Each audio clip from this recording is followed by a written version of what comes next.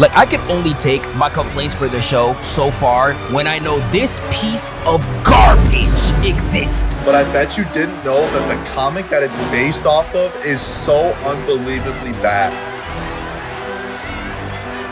The original Boys comic was like it was written by an edgy teen that thought adding the most amount of graphic violence, swearing, sex, and racial slurs would make his story stand out. You'll frequently hear people say the comics are terrible compared to the show, and those people are not lying. Like, who's the person who made the comic? Garth Ennis?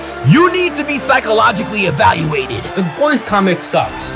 Everyone agrees upon this, right? I'm glad people are talking about this, because not only is The Boys bad on like the structural and writing level, the amount of times he would cook up straight bullshit and just throw it on the page is actually insane. Then the rest is juvenile shit jokes, piss, rape, just a bunch of sex, a bunch of bullshit. To this day, I am still trying to figure out who were the comics actually for and why were people allowing these to be made. That the book was better than the adaptation. This is the exact opposite of that. Do not read the Boys comics. They are bad. Like The Boys, for example, right? Have you ever read that comic?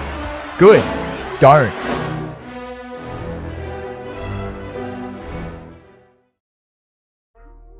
Woof woof. Hey guys, it's me Marcus, aka the Mad Dog, and we are back with another video. Now, I don't know if it's just me, but it seems like the hate towards the Boys comic has been quite overwhelming in recent years. It seems to be the only thing people can say when it comes towards Garth Ennis' original series, rather than why they hate it. And I just want to preface this by saying that when I was writing this script, it was done entirely before the Amazon Prime TV show had even finished, but I wanted to take a deep dive into the comic, explore the story, the characters, the themes, and see if that criticism is valid, and if that disdain is fair. Are people even hating it for the right reasons? Written by Garth Ennis and illustrated primarily by Derek Robertson, with John McCrae, Russ Braun, and others featuring throughout, the first issue of The Boys was published by Wildstorm in October 2006, with the 72nd and final issue releasing in November 2012, with Dynamite Entertainment now taking over the publishing duties. And Supes control the world. With the entertainment industry and political climate dictated by superpowered people, they're allowed to run wild. To keep them in check, the CIA reassembles the Boys, a covert group of agents who know how to keep track of Supes and take them out if needs be. But when Butcher, the leader of the Boys, has motives of his own, could he become a bigger threat to the world than the Supes that he was hired to stop?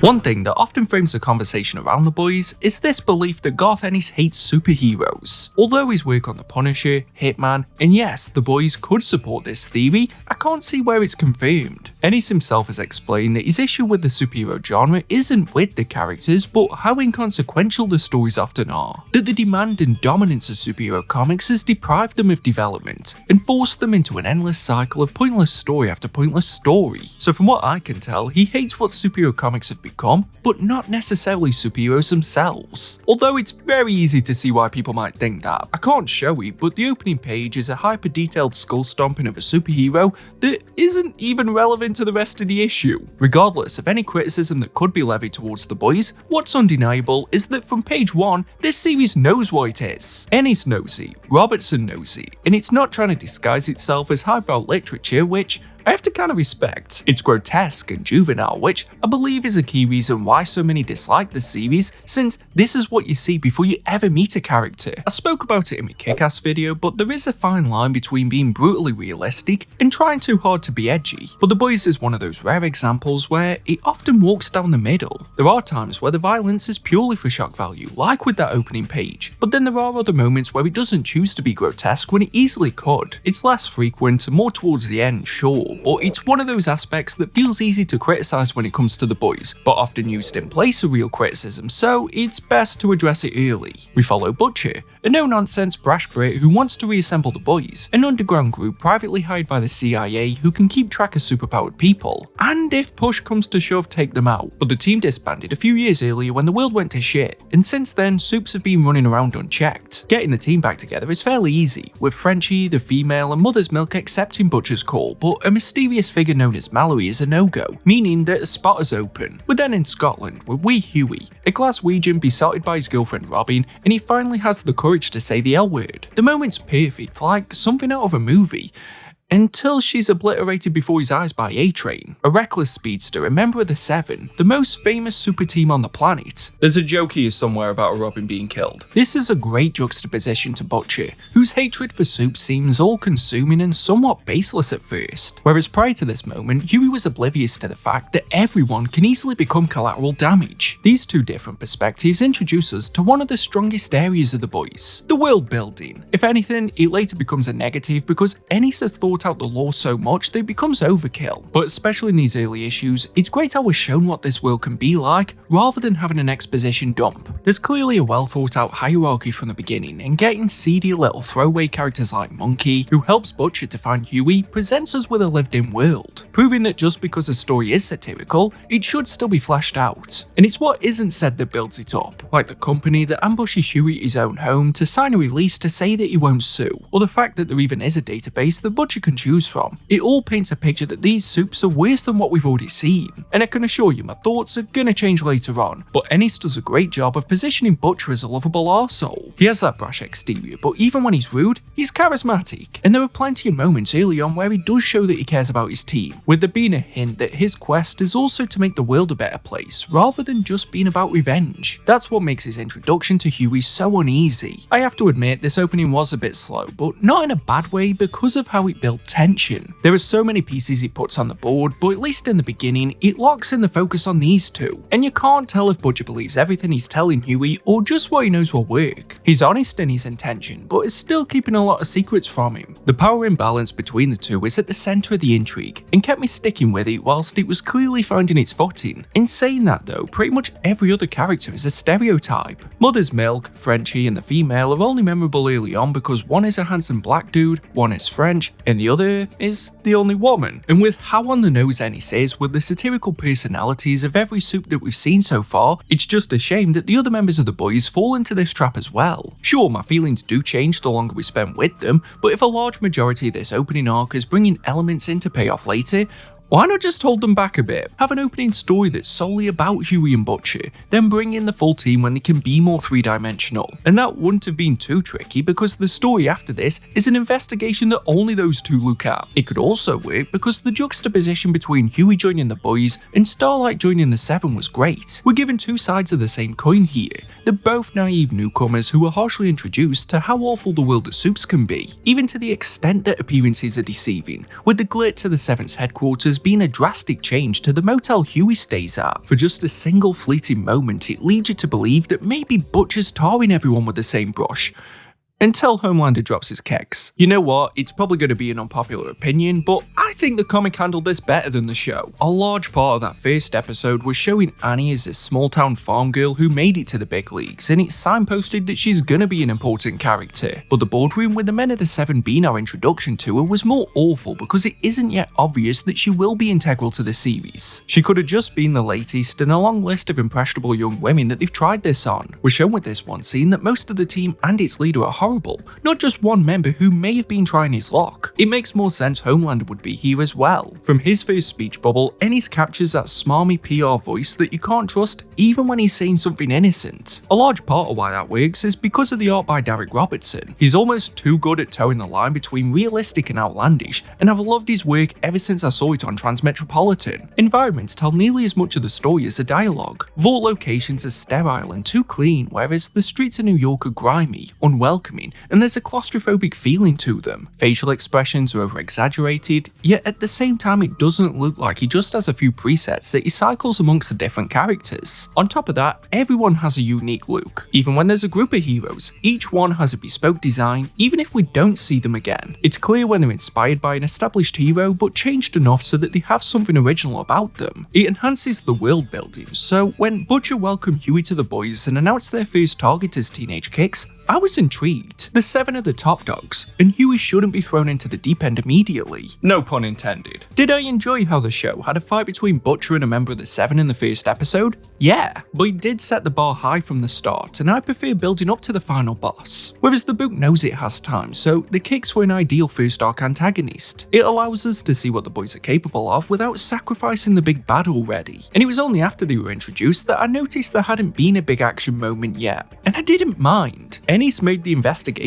side of the boys fun to watch unfold. We're given insight into how depraved these soups can be through Huey's perspective. But the time is also used well to plant more seeds of doubt around Butcher. I've spoken about parallels already, but it's hard not to when they're so visceral. So at the same time as we see the orgy, Butcher is having sex with Director Rayner of the CIA, who he knows as a married woman. Sure, it's not a one-for-one comparison with the Kicks, but it just signifies that neither side of the argument values morals over self-gratification. He didn't need to meet with Rayner, he just needed some compound V, which is the chemical that produces superpowers, and Butcher later injects Huey with it before he can even say no. Again, because it's so early on, his explanation makes sense. They need to be able to protect themselves when dealing with soups. All of the other boys had to take it to join the team, so he kind of had no choice if he wanted the job, similar to what Annie went through. Now, before I get called the Antichrist on Tumblr, I'm not saying they're the exact same, but I'm just saying it's interesting how both characters had something forced on them to join the team. For Huey's journey, it puts him at a further disadvantage. From the very first mission, there's a palpable tension that we can't forget. The dynamic is soured. It's the difference between Morpheus giving Neo a choice and forcing the red pill down his throat. The point is, this is that moment, more so than Robin being killed in front of him, that makes us wonder what exactly he's gotten himself into. So of course, it's the perfect time for Huey to cross paths with Annie. Since joining the 7, she regrets what she had to do to be allowed in, made fun of by the rest of the team, and shut out by the only other woman there, Queen Maeve. So those parallels between her and Huey converge in Central Park, and this scene highlights how well Ennis can deliver on conversation. I wish he did this for everyone so that other characters didn't have to rely on stereotypes, but with just a few pages, the chemistry is obvious between the two. Sure, they're in a city of 8 million people, and the one decent soup ended up on the same bench as the guy who hunts down the soups, but for the first time there's a scene that isn't laced with that mean undertone. But without them exchanging numbers, it's just a shame that there is no way they will ever see each other again. This one conversation is enough to convince Huey to stay in New York, but he confronts Butcher to ensure that there's no other surprises like the Compound V. It's bizarre in an admirable way how quickly Ennis can flip a switch with a lot of these characters, because he softens Butcher enough that you get the sense the dose of V was to protect Huey from the hazards the job might bring. There's a quality within him that makes you want to trust what he's saying, especially since Huey is still a small fish in the big pond and needs someone to look out for him. However, surveillance on teenage Kicks lets him blackmail a member over his sexuality, forcing a public confession that disrupts the team and raises Homelander's suspicions. And for as much as Ennis may say that he hates the cliches and tropes that come from superhero comics, he knows how to toy with them. It makes me wonder how it would play out if written today, because in the aftermath of big name heroes coming out like Iceman, Tim Drake and John Kent, I don't think it would be as big of a scandal as it is in The Boys. But given when this was released, it makes sense. I did also find it funny how out of everything they observed, someone being gay was apparently the biggest exploit. Throughout, there's a great mix of general commentary and specific pastiches. One of my early favourites was how the 7 had this rift because the big 3 of the team take in a higher share of the profits because of the popularity. And despite this reliance on the genre, the story still manages to surprise me. I fully anticipated this teenage Kick storyline to play out a bit longer, especially with how it took time to build up Huey joining. But Homelander tells the Kicks that Butcher likely slipped the information, so the team go to confront the boys. We've seen how violent this series is willing to go, but this was our first taste of what the gang can really do. It's brutal, somehow comical, and the way that they fight tells us more about the characters than most of the conversations they've had. I was loving it until it all came to a screeching halt when Huey accidentally killed the Blarney cock. It does speak to his inexperience, but it also perfectly illustrates how dangerous Compound V is. Robertson is so damn good with facial expressions that no words are needed. I thought the injection was Huey's in over his head moment when it was actually this. We knew what the boys' mission was, but here we're being shown it, and through the character that felt least likely. In a way, this was the true beginning of the story, and that everything prior was the prologue. The fallout of this fight sets up all the key storylines moving forward. Butcher reveals his vendetta against the Soups is because the love of his life was raped and killed by one of them. Starlight is inducted into the 7 at the cost of her dignity when they give her a new costume, and the few funeral for the Blarney Cock establishes that there is nothing more important in this world than soups, and the boys are prepared to get rid of every last one of them. Much like the Big Three joke, the funeral for Blarney Cock was such a fun play on how overdone superhero deaths are. Every soup, whose name we barely know, has to give a speech, including the leader of Teenage Kicks, Big Game. Now, why is it that if I had a quid for every time there's been a character in The Boys that shares a name with a Mark Miller book, I'd have 2 quid. Like, I know it's not a lot, but it's still weird. So considering the reputation I knew the book had, this was a strong opening, with the moments where it felt like it was trying too hard to be gross. Yeah, a hamster crawled out of the butthole of the Blarney Cock. Did it want me to think that's a metaphor for consumerism? But the central characters and the world it established were great, so it's a shame that the series was cancelled here. Originally, Wildstorm Comics, who were owned by DC, published The Boys, but weren't happy with the tone and how the majority of the soups were parodies of their most well-known IPs. So there was a 5-month gap and a ton of uncertainty between issues 6 and 7, whilst Ennis and Robertson offered the series to other publishers, until Dynamite Entertainment picked it up. And call me crazy, but I think DC kept Ennis on track. Our first Dynamite scene is an introduction to Bob, the Tech Knight, a Batman parody in an Iron Man body that's speaking with his therapist because he can't stop fucking everything. Sure, yes, it got a smirk out of me, but there's no depth here beyond being a horny Batman parody. The show equivalent wasn't anything special, but at least there were some layers to him, and he hinted at how his family's company was built on slave catching, but what you see is very much what you get in the comic. And I don't want to be too quick on the button, but the first arc was layered with these moral grey areas that were now taking a backseat. I loved that boardroom scene where A-Train was making digs at Annie, only for Homelander to scold him outside about it because it affects the image of the Seven, despite him instigating that whole scenario. It was an extra layer that told us public perception trumps everything, but that was missing now. Even with The Boys, the nuance is lacking because they pick up the case of Steven, an 18-year-old gay man who died 6 months ago, but the case went cold. And you might be asking, did I really need to mention that he's gay? Well, when you told it as much as his name, it feels necessary. I don't know if maybe DC intervened in the first 6 issues, but this book is weird when it talks about sexuality. You've got Butcher calling them every name under the sun, Huey calls that out but then refuses to go to a gay bar, and Mother's Milk gives one of the most out of left field monologues about how he used to hate gays. If you remember that interview that Liam Neeson did a few years ago, it has a similar vibe. Considering how little we know about his character, and Huey never asks for his opinion, this comes across as Ennis trying to say something poignant without doing anything worthwhile with it. I don't know, similar to shout out sexuality being a scandal, maybe this was considered an innovative discussion when it hit shelves, but I read this and I was like, yeah, homophobia is bad, and it's important to challenge those views. Is that a revolutionary idea? What's next? Is someone going to give us a lesson on how terrorism should be frowned upon? As well, the message doesn't make much sense when every character is still low-key homophobic, and then they meet the one soup that reinforces all of those misconceptions. I thought it was about to do something special when overt bigotry is challenged against subtle bigotry, but it abandons that before it can take it in an interesting direction. The only area where it does feel unique is in how they explore stories that pander towards a certain demographic. So, Butcher introduces Huey to the legend, a writer who works out of the basement of a comic shop who wrote most of the comics for the Vault Heroes, all of which were propaganda. He knows all the secrets because he's been responsible for putting a spin on the soups and turning it into a marketable story.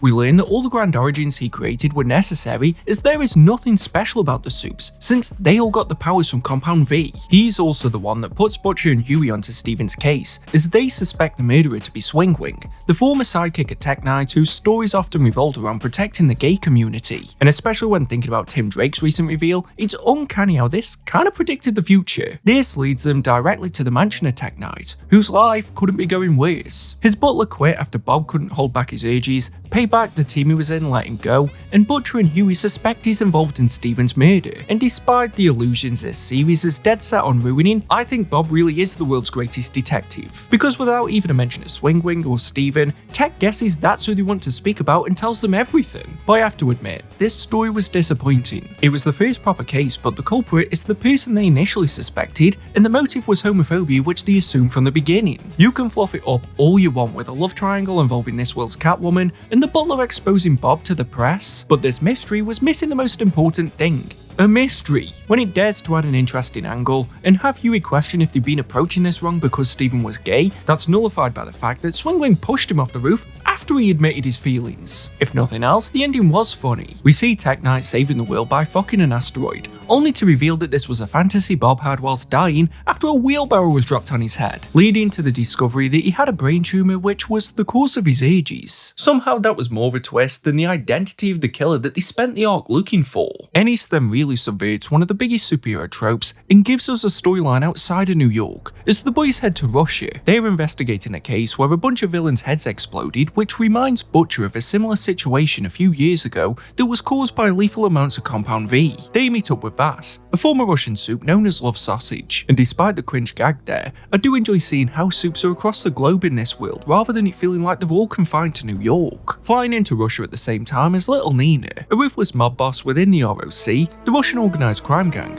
who we meet while she is pleasuring herself because she's addicted to flicking the bean. 3 for 3 now on the villain being a sex addict. It's a shame too because the fact she was also working with her made her interesting without her introduction needing to be a sex gimmick. It would have been far more compelling if her first scene was the one where she speaks with James Stillwell. He's this shady suit that's quite high up in Vought and whose appearance changes over the course of the series, so I have to keep checking it's definitely him because he's rarely introduced. He lets Nina know that the boys are on a case as Vought supplied her with the Compound V that is causing the cranial explosions and they don't want it to be linked back. Admittedly, this was quite a bizarrely intriguing plot. For as much as the gore and silliness as the face of the boys, the plots can be quite intricate and you can't gloss over whilst you're reading as a lot of the dots are left for us to connect. Because the biggest scheme is that Nina plans to stage a coup against the Russian government, then save the day by taking out the attackers in one go with the explosive Compound V, making her a national hero and a shoe-in for president in the next election. It's just a shame that the most complex storyline is paired with the dullest character.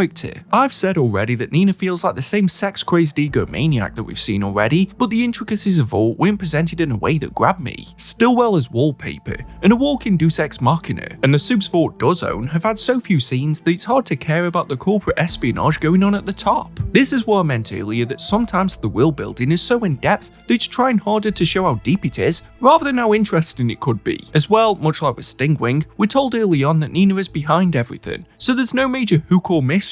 So when the boys are chilling at the bar and Huey's having a nice moment with Vass, only for it to be interrupted with the delivery of a severed face, where is the suspense? We know it's Nina. I know I've complained in the past when the villain turns out to be someone that we don't know, but it could have worked here. Think about it. We'd have seen the pizza face threat, realised how dangerous the ROC is because they have people following the boys, have been surrounded by nothing but big burly Russian men, and seen the threat they posed from the attack they launched on the bar, only for it to be orchestrated by a tiny woman. If she's not going to be a mainstay, why not just use her as a daft reveal? In saying that, there was still a ton of fun in this arc. The reveal that the stew was poisoned and Huey accusing Vass, which would have been far more tense if we didn't know about Nina, but still, all unfolded great. And the fight with Huey and Vass teaming up was enjoyable. I still prefer the one with Teenage Kicks, but it gave Huey agency.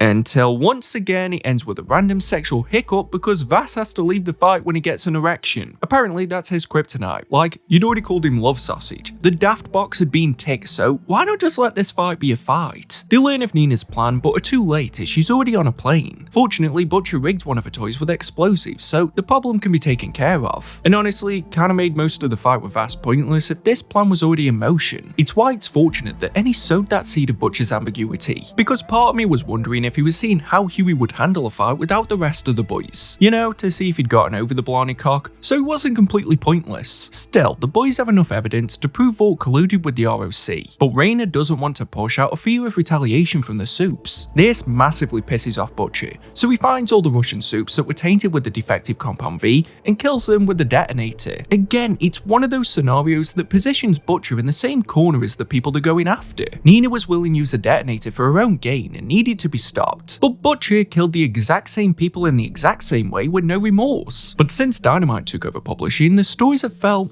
inconsequential. The very thing that Ennis hated about superhero comics. I'd love to sit here and think it's on purpose that the story of Checkmate and Little Nina didn't leave an impact on me so that Ennis could prove his opinion, but if someone came up to me and said that he's deliberately making his stories feel lackluster just to prove his point, I think that's a bit of a stretch. Like, yeah, Dynamite picked up the series, but you still have to keep people engaged. The only element that gives me hope is that we close on Stillwell briefing Homelander on the situation, and the reveal that the Twin Towers were never attacked in this world, but we'll get to that later. So although Little Nina felt like another side mission, there's that hope that it will build into something more meaningful, and at least if it's having these smaller arcs, it isn't lingering too long on one story. Perhaps that's why the comic's reputation has gone sour since the show's release, because it doesn't follow the same rhythm. The Seven have barely had any of the focus so far, whereas in the show, Homelander's front and center whilst being one of the most intriguing parts. If you jumped into this wanting to have the same feel as the show, you would be disappointed, as it's more concerned with world building rather than character development. And let's be honest, the majority of us would rather spend our time on a story that is more obvious in its importance than bouncing between random cases that we aren't even sure will matter. Think about it. How is it doesn't linger on one story even a compliment? That's a polite way of me saying, when it's shit, I know it won't last long. I should have just said that there isn't much here that's kept me interested. All the villains have been one-note sex-crazed egomaniacs that we know the crime they've committed before it's even investigated, and are killed off without ever leaving a mark. Whether it's a scandal with Checkmate or Little Nina's coup, why should these be the focus? Why care if the overall outcome is the same? Part of me feels that The Boys should have been a 6-issue miniseries rather than an ongoing, where we could scratch the surface of this dense satirical world but be left wanting more. The show found a way to... Wait, you again? Indeed it is. So, can I help you, or...? No, but I can help you. Why do you keep comparing the book to the show? Because it's the main reason people know about The Boys these days, otherwise it would just be a niche indie project. Well, are you planning on reviewing the show here as well? God no, I cannot afford another copyright strike. So, why do you keep comparing the book to the show if the show never had a chance to impact the book? By God, you're right, I've been reading this whole series wrong. I know. Wait, you know that's just a wardrobe, right? Yeah.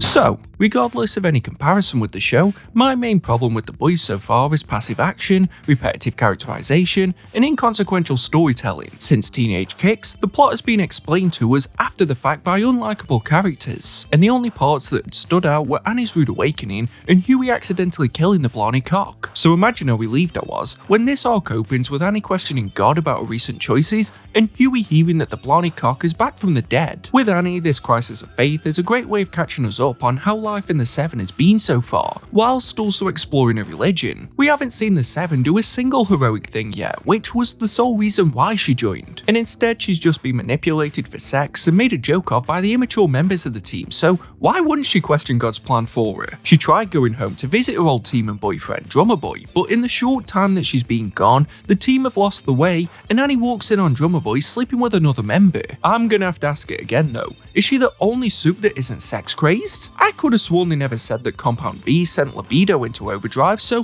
why is this the only consistent characteristic? For Huey, it's a trip to the legend that makes him realise his worst fear, as Vought injects soups with enough Compound V that not even death can stop them, causing them to come back in a zombified form. I love this grim explanation for an outlandish superhero trope. It's a running joke that death means nothing in comics, and I like how Ennis is putting a spotlight on the genre from all angles. There was an earlier one where they spoke about bolding words in speech, yet the legend, a comic writer who is pretty much Stan Lee, is the only one who does this. So whether it's a construction or the subject matter, it's all comedy material for Ennis. And I appreciate how he's poking fun at these cliches and saying something about them, not just pointing them out to get away with relying on them. Yeah, I'm still annoyed Kick-Ass did that. However, the boys only work because they provide results, so if the Blarney cock comes back from the dead, their reputation will tank, leading to the legend telling Huey that he needs to kill Blarney once and for all. Considering how Huey is still struggling to accept that he killed Blarney, this is a really interesting dynamic, because on one hand you've already killed this exact guy before, but on the other, it's the literal ghost of his sins haunting him. The weight of such a task causes Huey to need some air, which is where he and Annie cross paths once again in the park. I can't lie, the pacing of their relationship was phenomenal. They progressed quickly but in a believable way, as they are probably the only genuine person each of them have met. I loved their date and how it was a reversal of the stereotypical one where the main character is supposed to have a superior alter ego, Huey being able to cover up his nerves about Blarney being alive getting chalked up as date jitters was great. And in this world where everything has been so sadistic,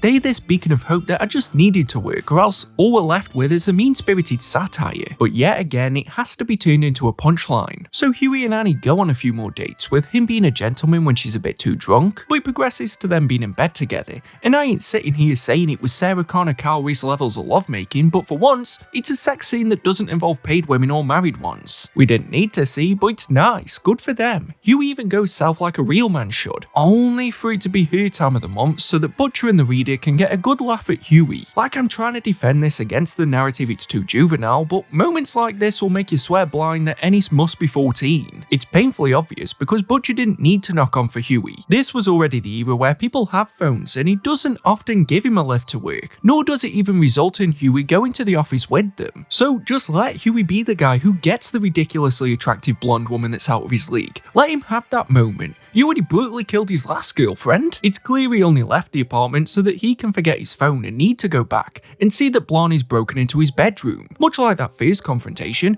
I was caught off guard by how quickly this happened. Ennis can really switch up the pace well. It had been bouncing from one story to the next with little cohesion, but then zeroed in on this moment. It's just disappointing that yet again, the juvenile sense of humour trumps any meaning it could have. The only reason Blarney went to Huey's apartment is because he wants his hamster back so he can shove it up his arse again. And he also can't stop urinating. It's like Ennis is scared of being serious. Preacher is one of my favourite comics of all time. I haven't read it in years, but I could have sworn he knew how to stick the landing there, so how has he devolved so badly? You know, if we ignore the fact there was a main character called Arseface, and there was a literal sex doll made of meat, but other than that, it stuck the landing. It's a shame too, because the grief Huey feels should have been the most important part of his journey so far, yet it's undermined by him landing in a puddle of piss. Him being out of his depth, getting rid of the body, could have been a full arc. That's the type of black comedy moment I'm all for, but it's brushed away with an indirect chat with Butcher and a barrel full of oil. For as much as I like Huey, I wish some of these moments were slowed down a bit and explored more, like when he joined the team. What I will say is that there was a nice moment of understanding between he and Butcher as he cremates Blarney, where he tells him it's okay to do the job his way.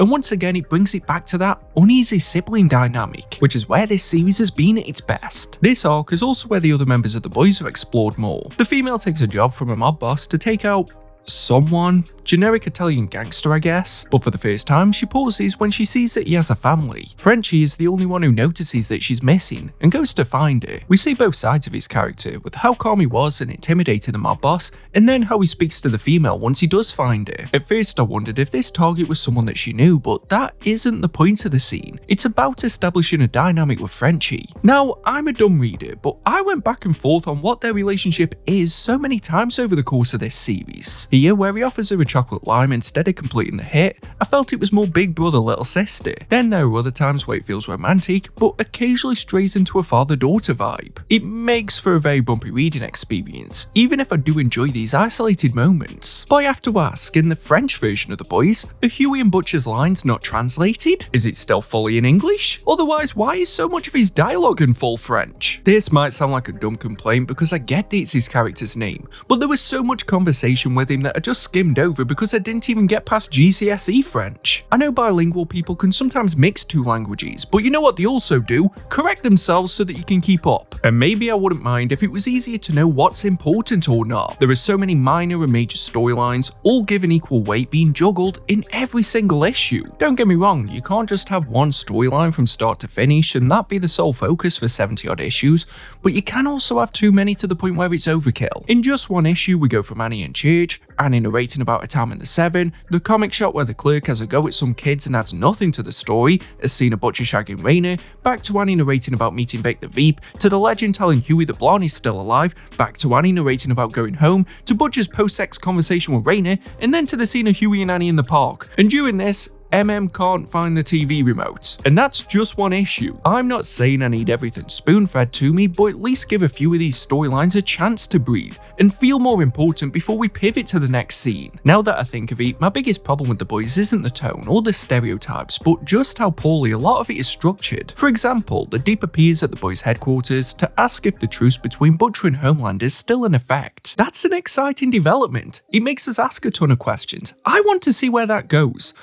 But it's followed by the legend telling Huey the history of Vought, going all the way back to World War II. Sure, we do get the confrontation with Homelander after this, but it still massively derails the pace. I'm all for a slow escalation, but if this is how Ennis wanted to go about their dynamic, why not have this earlier? It would have been a far more meaningful opening scene than a skull being crushed and Butcher watching a soup in the park. I complimented how the book knew it had time to develop, but if this is the major conflict, why wait until issue 19? Both characters were here before, so why not set the stakes early? Or bare minimum, don't signpost that Homelander was the one who assaulted and killed his wife before we'd even seen them face to face. Holding back that revelation would have helped this scene because the majority of it is Homelander deducing why Butcher hates him, but we already know. The structure completely falls apart because we repeatedly bounce between scenes of the legend giving a history lesson, Butcher's stalemate with Homelander, and Annie growing a backbone for herself with the Seven. It follows this rhythm for a couple issues, then has a full issue that just contains the legend's monologue. And I thought to myself, okay, we must be done with the other stories. Only for the issue after this to return to those exact scenes, including the one with the legend. And I'll be honest, I was too bored by the history lesson to properly follow. I love Butcher and Homelander's scene, and I quite enjoyed Annie's, but we've barely seen how deep Vought goes or how far they take the Seven. My interest is in that team rather than the company, so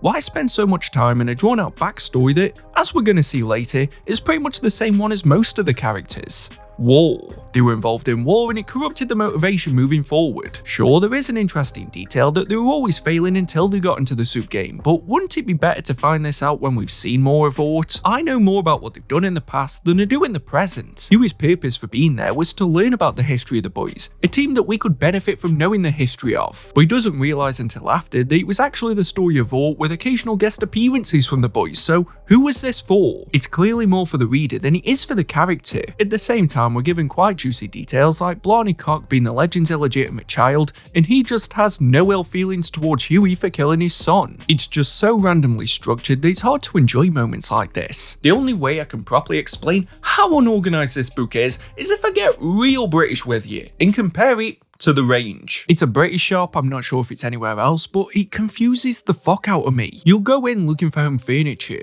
walk down one aisle and it'll be 20p noodles, which I'm always down for, then go down the next and it'll be full of tyres and car parts, then after that it's aquariums. That's how it feels reading The Boys. Occasionally you get what you want, sometimes it has the thing you didn't realise you needed, but it's filled with so much random crap that I often forget why I'm there to begin with. So I get the sense people love or hate this series depending on what they went into it for. It hits so many different tones and plots that you can get what you want, but you might have to endure a lot of what you don't just to get there. Case in point, Legend tells a true story of what happened on 9/11, and I said it about the Butcher-Homelander confrontation, but why not have this as the opening? Although the slow burn worked, if Ennis did want to shock readers, here's how you go about it. It's brutal, unapologetic, ties into real-world conspiracies, and is almost spiteful in the way that Ennis is rewriting history. The Seven learned of the planes heading to New York and were set up to save the day, but it went horrifically wrong and ended up with Homelander sacrificing everyone on board and it crashing into the Brooklyn Bridge. Sure, it would have had quite the similarity to the first issue of Ex Machina, but this could have worked great earlier on because we see how the people on the plane are relieved to see the Seven, but we know at this point that something awful is bound to happen. We could witness it descend into chaos, leaving us at a point where we're like, wow, these heroes are awful,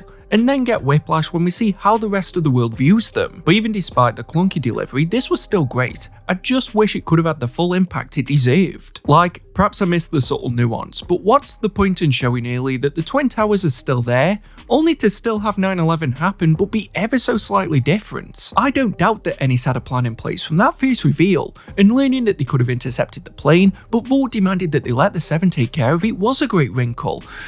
But the outcome is still effectively the same. We already know that Vought covered up for the soup's failings and it was still terrorists that instigated the initial attack. So what is the oh shit reveal here? That the plane hit a bridge instead of a tower? The Homelander is a bad superhero? I don't want to say I'm right, but the placing of this has me wondering if maybe DC didn't let him tell this story in the beginning, especially with how it mocked the industry around this time. The humour is at its best when it's taking jabs at how the business operates, but there are just odd parts like switching the towers for the bridge that don't pack a punch, when it's clearly trying its hardest to. Slap bang in the middle of this massive exposition dump, Annie's cleaning out the base of the Seven with A-Train. This does have synergy with the Legend story because we learned at some point Lamplight, Carter, who was a former member of the Seven who Annie replaced, was offered to the boys to keep the truce alive, but it was due in the Mallory era long before Huey joined. However, like Blarney, he's a zombie, so they keep him in a storeroom and have to clean it out, but A-Train is still just being the absolute worst. I don't think it needed 4 issues to get this whole story out, but I'm still liking the parallels between her and Huey. They are both slowly losing themselves to the jobs and crossing lines that they wouldn't before. For Annie, that's standing up for herself as she trades verbal jabs with A-Train, and when he tries to force himself on her, she blinds him. Don't worry, I'm not going back on what I said at the end of part 1, because even if there wasn't a show,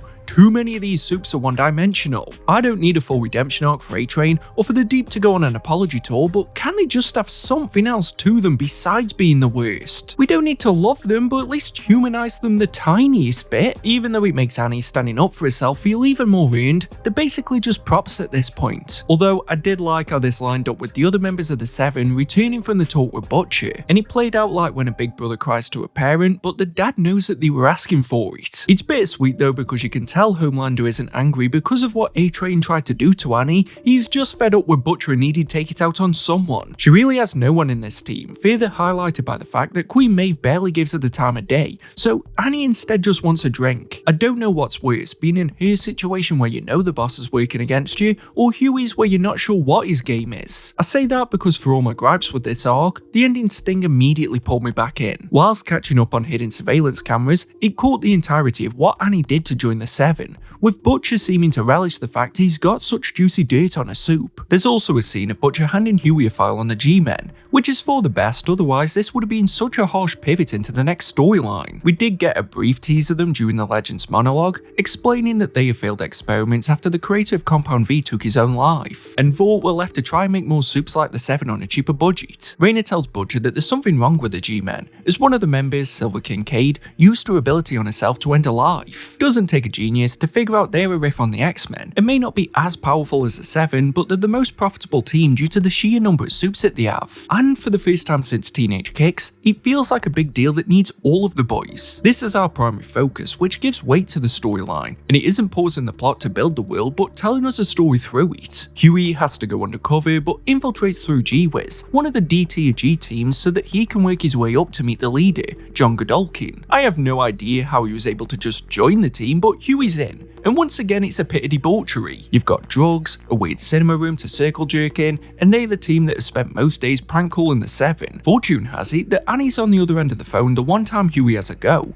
and for the most part, he seems to be enjoying his time undercover. But no matter what Ennis brings to the table, he's let down by his own cliches. The second we meet Godolkin and he comments that Huey looks too old, and we hear that everyone in his team was an orphan, and he couldn't allow any of them to stay dead because he saw them as his kids, I just knew he was going to be a nonce. It's disgusting, sure, but the least surprising reveal Ennis could have done. Every villain so far has been defined by some part of their sexuality, so why would I assume he's going to be any different? We aren't told straight away like the other non-mysteries, but it was hardly difficult to guess. Fortunately, there is still more surrounding the G-Men, so that it didn't hinge entirely on this reveal. With Silver Kincaid's memorial coming up, it forces all the different G-teams to be in the same space, and 2 of them have had an ongoing feud, which is a riff on the Crips and Bloods, which was quite funny and I thought would go somewhere. Foreshadowing is a narrative device. As well, it connected back to that moral grey area that had been missing, as Huey plants the bugs in the mansion and is told to leave G-Wiz before his cover's blown. But Huey wants to stay as he thinks he can change. They welcomed him in, and for a moment I was like, is this going to be Superhero Point Break? But I got the answer pretty quickly, as I don't remember Point Break having a subplot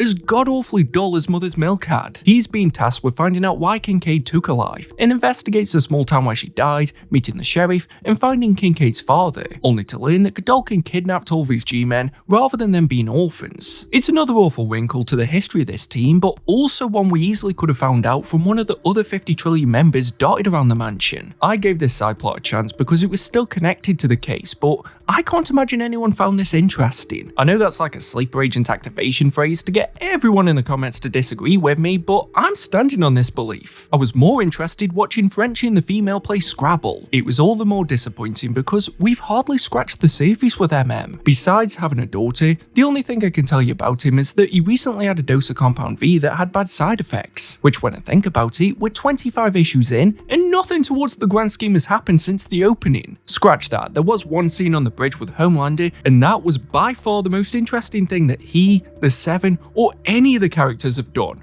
Hold a meeting with someone on a bridge. I was all set for a slow burn, but there are times when it feels like nothing's even been lit, and the patience that I had at the beginning isn't even there anymore. Brief glimpses of hope like Huey, Annie, and their relationship are second fiddle to boring vault meetings and a new villain with the exact same motivation as the one before. It might sound unfair, but we're basically a third of the way through, and interesting factors are constantly left waiting. They have had the time to get the ball rolling now. Hell, if this was a Marvel or DC book, they'd celebrate a 25th issue with a quadruple-sized special. I think I'm annoyed because I quite liked a lot of the smaller moments within the G-Men arc, but it all felt pointless with the conclusion. So Huey disobeys Butcher's orders to leave G-Wiz and doesn't realise that he's cropped up on James Stillwell's radar. And besides the hair, his facial structure's already changed from when he met little Nina. This complicates things as they were already concerned about Godolkin's instability and how he keeps bringing dead G-Men back to life, as this could look bad on the Seven and Vought. Godolkin tells G-Wiz about Huey's deception and they take him to a forest to kill him. Fortunately, the boys knew, and the female is let loose on G-Wiz, and Jesus fuck, I forget just how vicious she is. Frenchie said she'd been yearning for violence at the start, but I thought that was a throwaway line. With the gang reunited, they spend nearly a full issue learning everything about Godolkin that I'd guessed from the moment he entered. Sure, it is different hearing about how nefarious he is, but Ennis really plays this up as if it's a twist, and then has a Nightcrawler ripoff pop up and kill the guy who blabbed. Since every G-team was there for the funeral, they're confronted by Godolkin's army, setting the stage for the biggest confrontation that we've ever seen. I didn't have the slightest clue how they get out of this when they're so outnumbered, but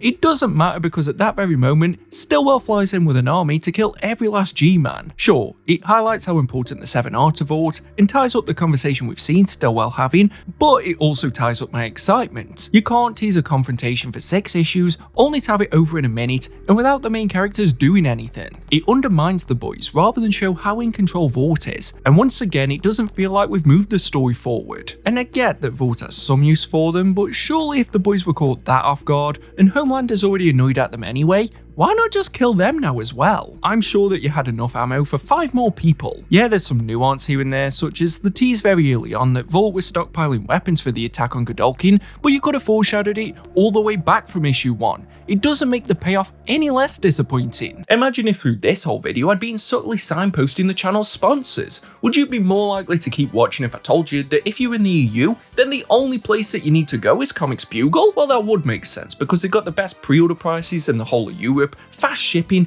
and a reward system. I've been using them for years now and they're a massive support to this channel, so I definitely recommend checking them out. And if you haven't used them before, then make sure that you use code WOOFWOOF for €5 off your first order. And if you're in the US, you know that the only place that you need to go if you need to pick up any books is going to be Panel-Bound Comics. They've pretty much sponsored this channel since day one, and just like Comics Bugle, they've got fast shipping and amazing prices. With every order, you can use code WOOFWOOF for $2 off, or if you're ordering 4 or more books together and you don't mind them being shipped together, then use code WOOFWOOF ship it together for 5% off the entire order. Honestly, there are some months where they are the only reason that this channel can keep going, so massive thank you to both of them and make sure that you check them out. Oddly, the part of the G-Men arc I found most interesting was the epilogue. The opening scene did a better job of illustrating how evil Vought can be, as they rounded up the members of Pre-Wiz, a kid team of G-Men that were spared in the attack, only to be dropped from a plane in a storage container. Butcher also sinks his claws deeper into Huey, as disobeying his order almost got him killed. They have a fascinating conversation about the purpose of their job,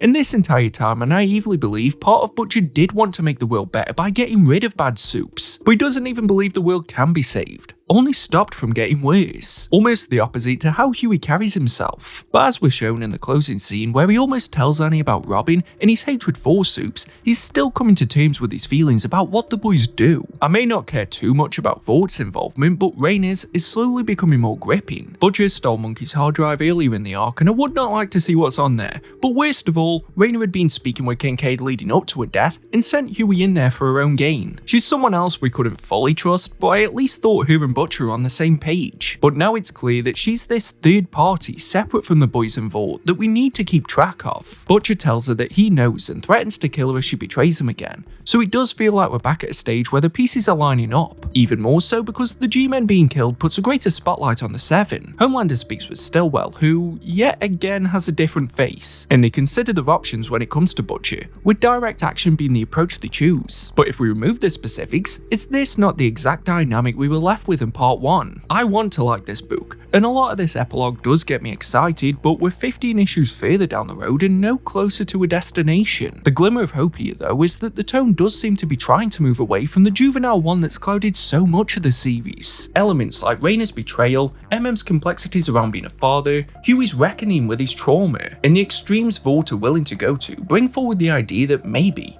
just maybe, Ennis is finally willing to let this series mature. Wait, what's this next part called?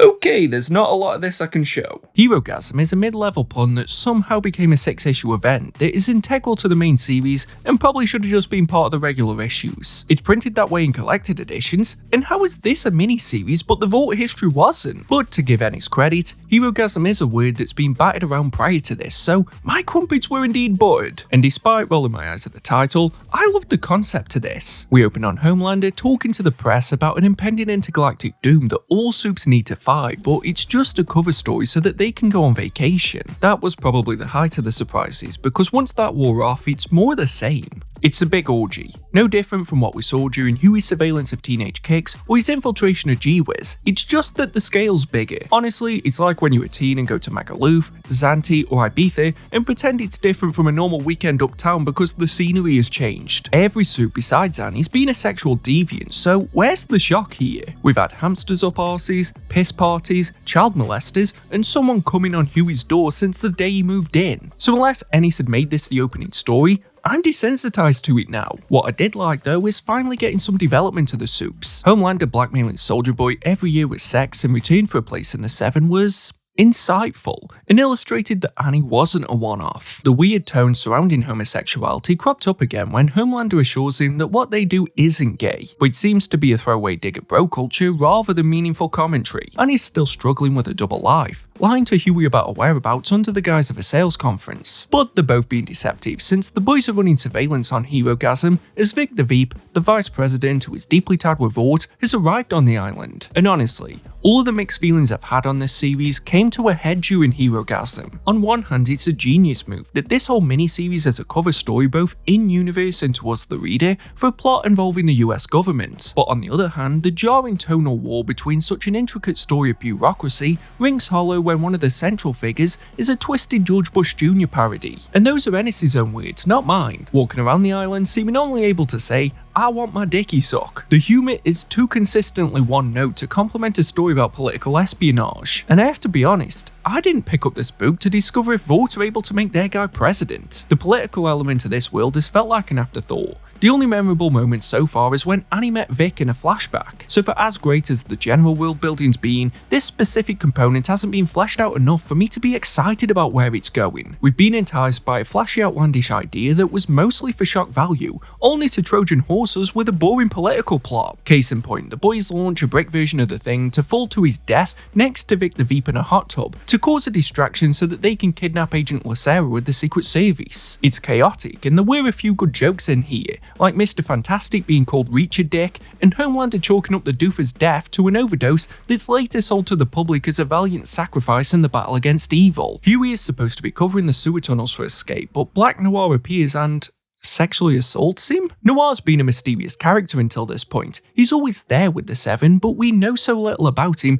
that this comes across as one of the most random, out-of-left-field moments of the series. I wanted development for him, but not for Ennis to just copy and paste some of his notes from Godolkin. Fortunately, Huey's mostly fine and able to compose himself whilst the boys ask Lucero for information, a man who's also affected with the same ailment as everyone in this universe and, admittedly, myself, because he can't cut to the chase. It's essential little that we know and see that his job on Vic's detail involved him needing to put a condom on the vice president, just to illustrate how incompetent he is, as if we didn't already know that. But the sole purpose of him being in the story is to give us the other side of what happened on 9/11. On that day, Dakota Bob, the president, did order for the plane heading for New York to be shot down, but Vic knocked him unconscious, assumed authority, and ordered the jets to stand down because he was already working for Vought. Can we just be real though? Bringing 9/11 into your story doesn't inherently make it deep, and stifles what Ennis wants to do with his parody work in characters like Vic the Veep. Either bring real-world events and people in, or satirize it. Right now it has the same impact as the ending of Remember Me. Yep, that dumbass film that was released when I still hadn't turned a corner on Robert Pattinson yet, that just had to drag 9/11 into the end in the hopes of tricking you into thinking it's poignant. That's the level Ennis is providing here. This reveal lines up with Stillwell speaking with Vic, explaining all the measures he have in place to ensure he will become president, and from there Vought will effectively own the country and use soups in overseas wars. On its own, this is an interesting idea and ties into the history of their company that we already know a lot about, but like what I said during the origin of Vought, I still don't feel like we've seen enough of what they are capable of for this to feel like a daunting threat. Yeah, we've had the massacre of the G-Men, but do we know enough about how they would operate the country if they were in charge? Or even know so much that we can fear that outcome? It's nothing like when Lex Luthor runs for president and we've known him for years before. Vought is still basically a generic evil company that values profit above people. The boys let Lucero go, just in time for the Soupies, an annual award ceremony which Homelander has been planning to use to make a big announcement. He realised during Herogasm just how unstoppable Soups are, as he took out a commercial plane and faced no consequences. But his plan falls apart because Vought can't find out about his scheme, so they distract Stillwell with an escort,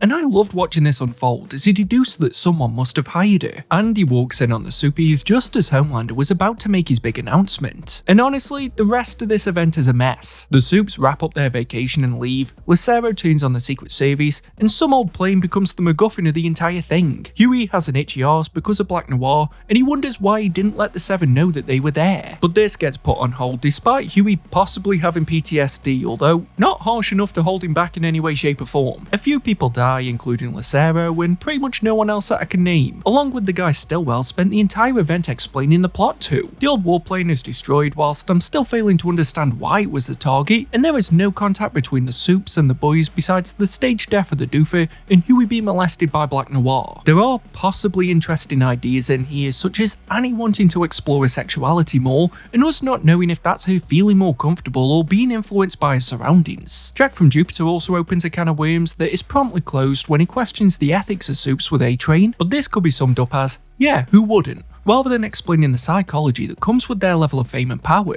Part of me, that naively optimistic side I have, wants to believe that Ennis did this on purpose to be a meta-commentary on how comic events often overpromise and underdeliver. But let's be honest, how much of this story can I think is deliberately underwhelming before I just accept that it's underwhelming? So more than being emblematic of comic events, it's actually more of a microcosm for the boys as a whole. A promising concept that can't decide whether it's more committed to shock value or a more grounded political narrative. And unfortunately, when you try to balance those two contrasting tones, you end up missing the mark with both.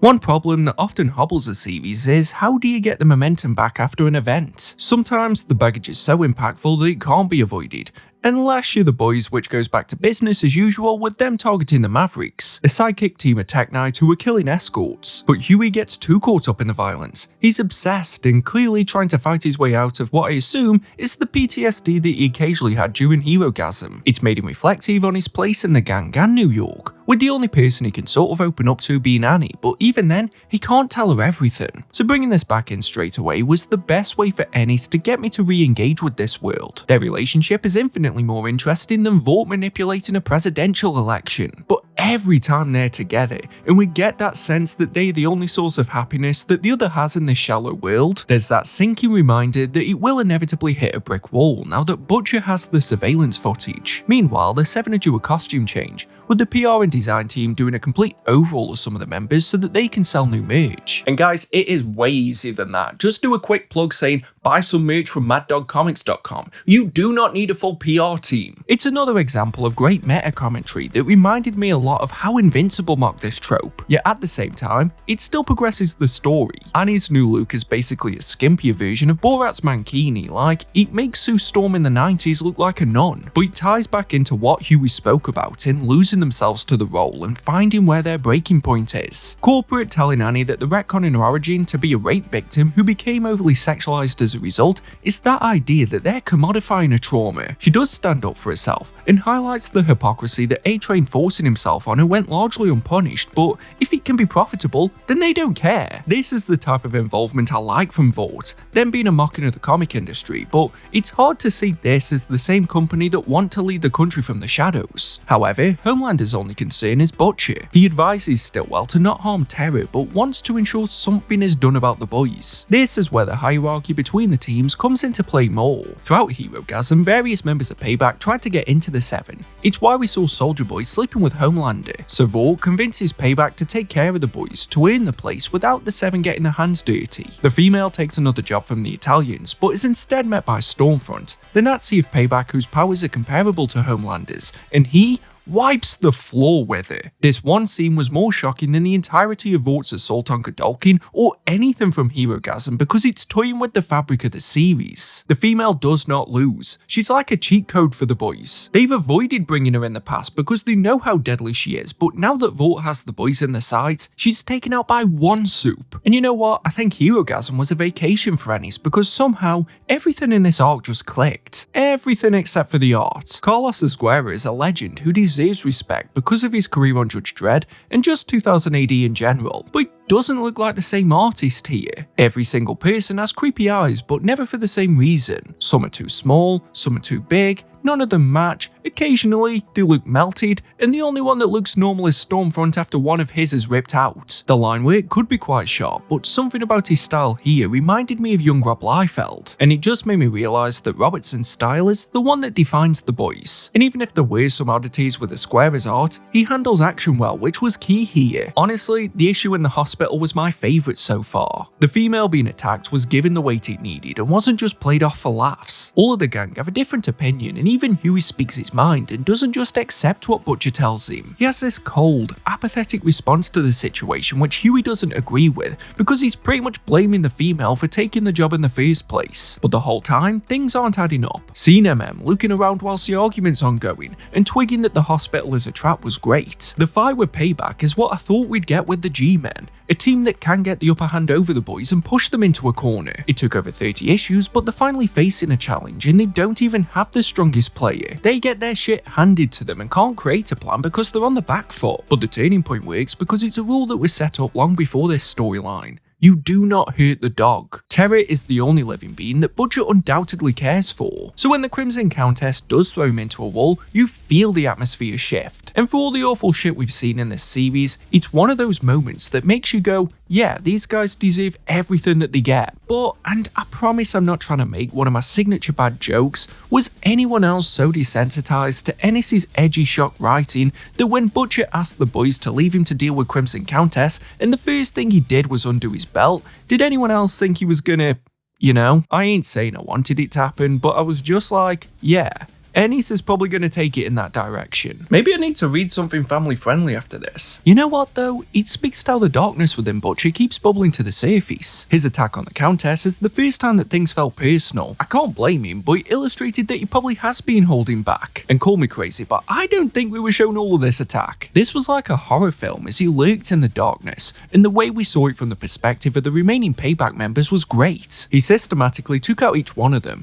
even scared Stormfront off, and besides the odd throwaway page here and there, Ennis let this have the time to be an important storyline. So he corrected the problems I had with the bridge confrontation with Homelander. Frenchie gets the female to a proper hospital, and Queen Maeve steps in to defend Starlight, but that's all interlude to the fight against Stormfront. They go to Payback's hideout where the fight immediately kicks off. But this made me realise that we haven't had many moments where the boys are a cohesive team, and it's amazing when they are. Usually they're separate, but the guys assemble to jump Stormfront, and even Vass pops up out of nowhere to join in. Maybe I'm getting ahead of myself, but The Boys might have been a late bloomer. This story worked because it focused on our main characters and kept the wider universe in the background. For the first time in a good long while, they aren't just spectators to the plot, but guiding it forward. And the originality of this concept shined through because of that one simple shift. As well, there needed to be a breather after this so the female could recover from a coma, but Ennis world builds in a way that fleshes out the boys rather than just Vought. Butcher is concerned about Huey drifting away and asks Mother's Milk to speak to him, which gave us one of the best backstories of this whole series. I said during part 2 that he felt underdeveloped, but this was so good, it almost made me want to go back and give his Silver Kincaid investigation another go. Almost being the important word there. He was born with Compound V in his veins, basically cursing him from birth, as he almost died multiple times and only survived because of his mother's milk, which feels like a mean-spirited name now. It would be like calling a diabetic insulin. Because his mother was exposed to Compound V, this led to MM's brother dying when his powers manifested, and his father dedicated his life to holding Vought accountable and died before he could succeed. This set Milk's motivation up so well, and I thought we were going to get more time with him in the army because let's be honest, when does Ennis pass up an opportunity to write a war story? But considering how Butcher has made Huey's life worse since they met, I enjoyed seeing how he managed to tame and give direction to Milk's rage. He's been so good as the strong silent member that seeing him get used to being in a team felt like insight that I needed. The only problem is that it still came too late in the series. This was more effective at showing how Vought ruins lives than the entirety of the story that was told by the legend, and seeing the bridge attack from Milk's on the ground perspective would have been a better way to reveal this moment. And then after knowing this, we could have seen how the Seven messed it up so badly. But I have to ask, is Ennis trying to respect 9/11 or mock the real world response to it? I'm too dumb of a reader to know, but it seems like the latter when Milk mocks the attempts to rebuild the bridge. It's so close to what happened in reality that it feels insulting, and Ennis might as well have made it the towers if changing it to the bridge has the same result anyway. Weirdly, I think Ennis realised how underdeveloped the team was because we get a string of origins. I won't dive into French or the females just yet because I want to speak about them later. It's just odd how we were told so much about Vought before the team the book is named after. What I will say about this trio of origins though is that it's interesting how what isn't being said becomes the focal point. We're given nuggets of Butcher's origin and more appearances from this Mallory guy. If this technique had been more in play earlier,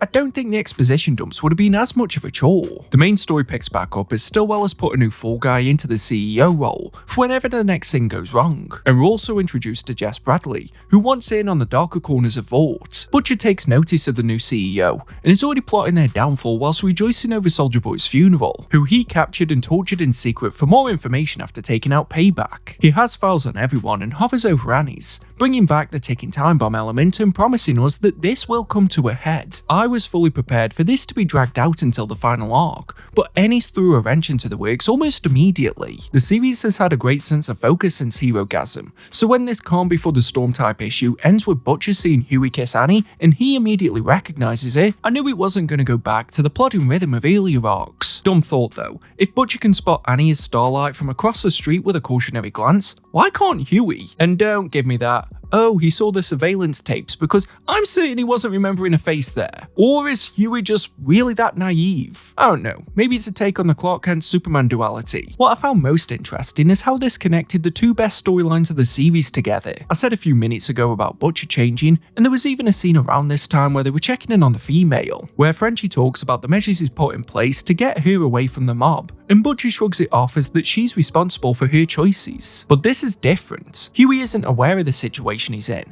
and Butcher has a chance to look out for him. It could go one of two ways, yet somehow Ennis found a third option I didn't even consider. He immediately assumes that Huey must have been a Vought spy, and I was in for this story. Their dynamic has driven a lot of this series, but now it shifts into a phase where he's given busy work so Butcher can gather intel. It made me wonder, is that what he was doing early on with Teenage Kicks and when he brought him along for Tech Night? That annoying part of my brain wondered how he could possibly think that Huey could be a spy since Butcher was the one who scouted him from a long list of possibilities, but for a more entertaining story, I'm happy to let that slide. This wrinkle came at the right time because of how well Huey and Annie were developing. They've moved beyond that initial attraction phase. He'd started to come to terms with what happened to Robin and was open to love again, but did we really need to see them go to a sex shop? Did Ennis really believe that if we just had the scene later on where they're experimenting, everyone would have been like, I don't know what's going on, where did he get that video? If anything, I thought it took away from what Ennis was trying to say, as Huey isn't a fan of a girl being with more than one guy at once. which speaks to how he's something of a classic romantic and shows that he definitely grew up without the internet. It felt like a last minute bit of setup so that Huey can have this very specific hang up that ties directly into Annie's biggest moment of shame. But the more traumatizing element should be the fact that A-Train was one of the guys. So despite liking a lot of this build up, I rolled my eyes at this contrived foreshadowing. Anyway, to test his allegiance, Butcher sends Huey out to New York to keep tabs on Super Duper, a C-list dud team only around for nostalgia's sake, who are more of a liability than anything, which easily makes them the most interesting team in this book, you know, besides the 7. For once, they're not sex-crazed pseudo-celebrities, and the fact they aren't malicious but just naive do-gooders makes them unpredictable. They've popped up on Butcher's radar because voters sent Malchemical to join Super Duper as a punishment. He is as vile and obnoxious as the other Supes. The reason he's being punished in the first place is because he used his ability to trick the girlfriend of his leader into sleeping with him, but because he's now in this team of childlike characters, it brought so much tension to the table, and honestly, made him more terrifying than Homelander. So much of this plot lines up perfectly so that it doesn't feel as contrived as some of the earlier ones. Prime example, the black hole demonstrates his ability to consume anything, but ends up choking, leading to Huey breaking cover to save him and become friendly with the team. If this had been Teenage Kicks, Payback, or the 7, it wouldn't have made sense why Huey would have felt compelled to intervene, beyond him being a nice guy. But it's the worst thing that Butcher could have seen. This is a great comedy of errors, as Huey grows closer to the team, thinking it's going to be the easiest way to conduct surveillance and go home early, but oblivious to the fact that Butcher is trailing his every move. This works because it shows how hypocritical Butcher is. He told Huey he can do the job his way whilst they were cremating Blarney, so Huey adapting and becoming a friend of the team works better to his skill set than spying. Butcher was fine with this approach when it was G-Wiz, which was arguably a far more dangerous task. Also, to answer his suspicion, Butcher puts Huey in the direct firing line of Malchemical, eerily similar to how Raina used Huey with Godolkin, with the belief that if he is with Vought, Malchemical won't kill him, but if he's wrong, Malchemical is gonna kill him. It comes to a head when Huey has to step in and is almost murdered, with Butcher only saving him after a grilling from MM, forcing his hand because someone else in the team knows what's going on. Throughout this arc, he had moments like the Legend imploring Butcher to consider that maybe Huey doesn't know about Annie, but we're seeing here that the voice that matters most to Butcher is Butcher. The best part is that it wasn't just Huey versus Butcher because MM really shone here. He suspects something dodgy, and there have been a handful of instances where he butted heads with Butcher, but this is the first time that he's actively working against him. In a weird way, they're on opposite ends of the same case, and seeing how this caused an irreparable rift within the boys made it far deeper and more complex than anything involving Victor Veep or 9/11. Huey and MM have had this pseudo-sibling dynamic with how he's often the one to give him a pep talk, so seeing MM walk right up to Stillwell and threaten him when he found out about Godolkin just spoke to his character in a way that often isn't on the surface. And at the same time, it holds a mirror up to Butcher. He's more annoyed at MM for speaking to the Legend, even though that was to protect Huey, and thinks it's equal to leading Huey directly into the path of death against Malchemical. Although, I should have mentioned this earlier, this book is terrible at letting you know who is speaking. A large part of this series is listening to surveillance tapes and phone calls, but unless they've got a unique dialect, you'll spend most of the scene trying to suss out who is talking, rather than paying attention to what they're saying. It's worse because there are times when it deliberately won't tell you so it can be a reveal, and others where it's someone who's already in the story. The phone call with the Legend is one example, but there are far more egregious ones throughout. I'm willing to accept some blame as a dumb reader, but you can either do this technique to make a conversation feel natural, or do it to disguise a character reveal, but you can't get away with doing both. I know this was a sudden tangent, but I wanted to say this for a while now. What I enjoyed most about this storyline was how it carried the momentum forward. It wasn't just that a plot was slowly building in the background with Vought and Homelander, but the dynamic between the boys is quietly broken. From this point on, MM takes every opportunity to throw shade at Butcher's leadership, and when someone takes his flask, MM immediately accuses Butcher. And even though he almost got him killed, Butcher tests Huey to see if he'll be honest about what went on with Super Duper. The way in which he can lie so fluidly whilst covering his tracks forced me to reevaluate all of their previous conversations. It's just Huey and Butcher sat on a bench like they have done many times before, except this time it's not an underlying suspicion but a conclusive fact that Butcher can't be trusted. On top of that, I thought Vought launching their annual Christian event Believe would be the inevitable lull in the story, but that's not the focus because we've seen Annie struggling to decide whether she's gonna tell Huey about a double life, and finally after a few missed opportunities she does. It was like a game of emotional boxing and the punches would not stop coming. Her begging Huey to not leave whilst he gets flashes of all the awful things that he's seen at the Supes was amazing at delivering that mix of contrasting feelings. All the while he's still hiding his own secret from her that you knew would throw another grenade into this mess. There's not not many scenes where it's unclear who's the more deceptive, but this was definitely one of them. I felt for Annie and Huey, but couldn't help but judge how neither was fully honest. But then Butcher spoke, and by comparison, Huey and Annie looked like they flossed with Wonder Woman's lasso of truth. He's so disingenuous with his approach that it made my skin crawl, but I got why Huey would confide in him, because the one person he did trust is now part of the group that he might have to kill. Every alliance is thrown into doubt because we learned that the insider with Vought has been Queen Maeve this entire time, as she was in love with the legend, but I'm gonna speak on her later. Although, I found it curious how the hypocrisy of Butcher trusting Maeve wasn't called into question when Huey dating Annie is apparently a big issue. Like, surely Butcher could see a benefit from having 2 of the 7 as insiders. But that curiosity didn't last long as the scope of Butcher's plan became clear. Having made Huey believe that everything is okay, Butcher lets him get back to checking surveillance tapes and conveniently has him jump back in on the day that Annie joined the 7. I hated every moment of the closing issue in this part, but for all the right reasons. It's one of those where you say to yourself, okay, at least that's the worst of it, before the next worst scene happens. The aftermath of Huey seeing the tape was a gut punch, especially with how Butcher seems to enjoy the wreckage when he thinks no one can see him. But I can't get past how Huey seemed more annoyed that she did that with 3 guys, more so than the fact that one of those guys murdered his previous girlfriend. I said it was a weak, obvious setup earlier, and sure, it's not great that your girl did a blowbang, but surely A-Train being there would bother you more. Then we get Annie's perspective at the 7 headquarters, as she's lost the only person that she could speak to, and seeks comfort with Queen Maeve of all people. Having that brief glimpse into her working for the boys gave her this tragic layer that had been missing, and oddly she echoes a similar view to what Butcher says about how Supes view humans as beneath them, and gives this sense that Annie and Huey breaking up was inevitable. Was she saying this whilst thinking about the legend, or is it genuinely what she believes? But they're interrupted as Huey tells Annie to meet at the park. This had the same vibe as a villain calling out a hero for a final showdown, with the battleground being the place where they first met. This was so tense that Homelander killing a family who won a meet and greet competition and then assembling every Supe for a private meeting in the skies felt like filler. Every word that Huey says to Annie is laced with venom, and the entire time I wish he saved just 1% of this anger for Butcher. I don't want to theorize too heavily, but Ennis must have been channeling his feelings for someone in this scene because his pain radiated through the page. When Huey told her that he saw the video, I was like, okay, if you stop there, you can still walk away. When he called her a cunt and not in the Scottish way, I said it again. And then when he said that he never really loved her,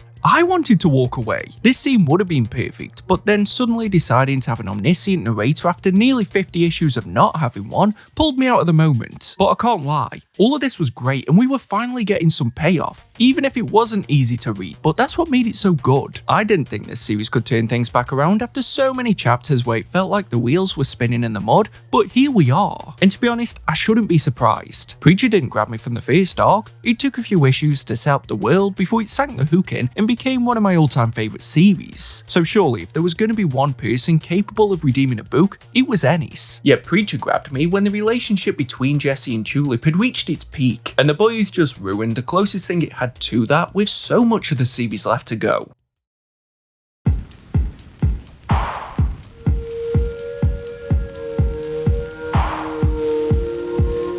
I mentioned earlier that the boys usually takes an issue or 2 to breathe after a major arc, so when that didn't happen after Melchemical, it caught me off guard, but it turns out that Ennis was saving that pause for a full 6-issue miniseries. Highland Laddie, much like Herogasm, sits outside of the main run, but is still pretty essential to it. And look, I'm not against slowing things down after everything that just came before, but the timing does make it feel a bit underwhelming. We just ended on Homelander leading a Supe uprising. Let's not let that meaty idea spoil. Reeling from his breakup, Huey returns to his hometown of Orktoladle.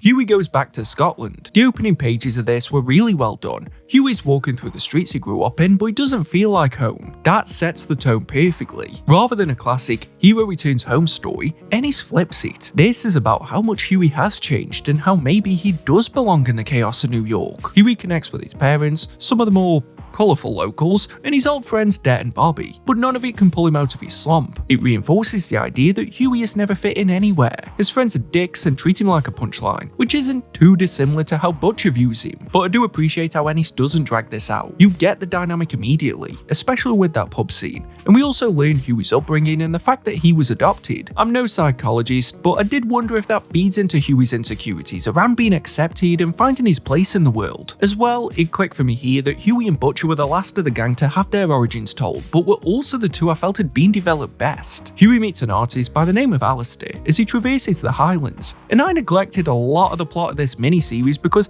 I was convinced it was part of Huey's imagination. Alistair is basically a soundboard for Huey's feelings, which is useful, but besides his art, he doesn't have much personality beyond being free therapy. It's not too much of an issue though, because the real strength of Highland Laddie is the insight into Huey's mindset. Even with Annie, he's had to bottle everything up, but there's something very relatable here about feeling lost, questioning what kind of person you want to be, and how in a world like this, kindness can be a weakness. The problem is, there's also a plot running alongside this about compound V-laced drugs being smuggled in. There is some setup involving a bartender named Beezer, who Huey and his friends snitched on as kids, plus a crime operation run by Joe Tupper and his niece Big Sarah, but honestly, it feels like an afterthought. I'm just gonna get this part out of the way because it only popped up in bits and pieces, and I'd rather not have to keep coming back to it. There's some attempt at build-up. Big Sarah tortures people with a pair of garden shears, Joe seems concerned that Huey is back, and then Ennis hard pivots in the penultimate issue to act like this was the point of Highland Laddie. We get hints about someone Huey knows being involved, and a pretty quickly suspected debt. Let's be real, it's not going to be Huey's parents, is it, or the priest, which leaves only two people it could be, and one of them has worn a mask this entire time and has the most bizarre motivation. He wants money for a surgery to remove the stench that he suffered with his entire life, which, besides the mask, is the only memorable thing about him. So this payoff did not land. Det takes a bullet for Huey, there's a brief chase and a moment where you think we might get something meaningful about Huey's stance on killing, but then Tupper is killed by a seagull. Am I seeing this right? A seagull? I can't even remember if this was foreshadowed with someone mentioning a flock of projectile vomiting poisonous seagulls, but even if it was, this is the dumbest death Ennis could have come up with to end a story. Det dies, Bobby's in hospital, and Huey flashes his CIA badge so that there are no repercussions to any of it. Everything is wrapped up so easily that it feels like this storyline was added just to fill 6 issues. Because the true core of this is Huey and Annie. Her showing up caught me off guard, but gave this miniseries a much needed sense of direction. Honestly, if she hadn't turned up, I'd just be talking about the Iron Brew references I liked. The issue with their conversation is by far my favourite. This is where Annie shines. Not in the shock value or the absurdity, but in writing believable relationships inside of that chaos. It's a prime example of punishing you with the thing that you wanted, because everything isn't fixed. There's tension, pain, and a tangible roadblock that seems even more impossible to overcome now that they are speaking again. You can feel them working through their own emotions in real time, and I appreciated how hypocrisy was called out. People and relationships are messy. We don't always make the right move or react well. Huey especially feels like he's on the verge of being honest about the boys, because a lot of his anger clearly comes from the fact that this job that he never wanted is put him directly at odds with the person that he loves. Her reveal put a spotlight on the fact that he's the one living a lie. I didn't expect this to be the point where Annie would give her origin, but it fits in better than a lot of the others, and was a great insight into how corrupt everyone can be. She had foster parents who essentially groomed her into being a soup from childhood. The parallels to pageant mums is the type of commentary I can get behind, because that world is creepy and exploitive. That's not a conspiracy. But it contextualizes why Annie allowed herself to be used by the Seven, because this is all her life has been building towards. She also had Compound V forced upon her, and it is somewhat admirable how she hasn't completely lost herself in the world of soups. And whilst Annie is being honest, Huey isn't. His lies begin to crumble, especially when he's pressed on how he saw the surveillance footage, and you can see him unraveling. To Ennis' credit, the way he brings them back together feels convincing. They're not magically a couple again, but they realise that they still need each other. I can't help but want them to make it work, even if they aren't a perfect couple, because we've seen how fake perfection is in this world. So when I saw how rushed the conclusion to the drug storyline went, I was concerned they'd just suddenly be a happy couple again. But there's still work to be done on them that I want to see explored in the main series. But Huey's confession is one thing that should have been left in Ennis' notepad. Before going home, Huey opens up to Annie about the worst thing he's ever done. As a kid, he and his friends saw a dog stranded in a lake and they threw bricks at it. The dog was called Hamish, the same name Huey chose when he infiltrated Super Duper, which to me says that this has always been on his mind. But I'll be honest, I hated everything about this, and not in a good way. I'll give Huey a pass because once he hit the dog, he felt so guilty that he carried him all the way home. But fuck absolutely everyone else involved in this. His friends can go fuck themselves for throwing the bricks and then judging Huey for helping the dog. Fuck Annie for laughing at Huey because of this and saying it was just a dog. Fuck Ennis for thinking this was a nice story. I don't care if the dog was real or not. And you know what? I changed my mind. Fuck Huey for ever doing it in the first place. I get that Ennis wanted to explore that everyone has evil in them, and comparatively in this world where everyone seems to be the worst, Huey at least has that ability to recognize that he did something awful, but it completely changed how I see him. Maybe it's a me thing. I love animals. If he'd kicked a kid down a flight of stairs, I'd probably just say mistakes happen. But a few issues earlier, we saw Butcher brutally murder a team of Supes for a very similar thing. And I'm just supposed to be okay with this because Huey was a kid? If he'd thrown the brick at a baby, would Annie still be laughing about it? And the way it's framed like some kind of meaningful bonding moment just didn't work for me at all. But amongst this dumpster fire of a revelation, there was something that spoke to me. Masculinity has been a subtle theme throughout the series, with Huey being the physically smallest, least adept in fights, and is better at showing compassion than dealing with confrontation. But Annie challenges Huey's view on what it means to be a man. This was a beautiful message and probably one of the most forward-thinking ideas in the book. It's also what finally breaks Huey emotionally, which was why he went home in the first place. He realizes that he wants to be able to express his love for his parents but can't, and is able to apologize for the hurt that he caused Annie. By the end, it feels like the start of a new chapter for him. He chooses to go back to America with Annie, and there's a sense that he's ready to be more honest with her and with himself. Except New York isn't the next destination, because I was half right about something being off with Alistair. But he wasn't imaginary, he was actually Mallory. I guess that kinda makes sense, but was I supposed to see this coming? I genuinely didn't twig until the next part of the story that Alistair really was Mallory. I thought someone must have smuggled the number across or his dad was in on it. So I did not see this coming. Not in a satisfying way, but in a, wait what? Kind of way. It feels tacked on, like one last attempt to tie things back into the main story. So overall, I don't think Highland Laddie needed to be a full mini-series. There's definitely good character work here, especially with Huey and Annie, but the surrounding plot feels unfocused, and the ending doesn't quite stick the landing. But with as tacked on as the Mallory reveal feels, it raises a bigger question. Is this a sign that Ennis doesn't know what direction he wants this book to go in?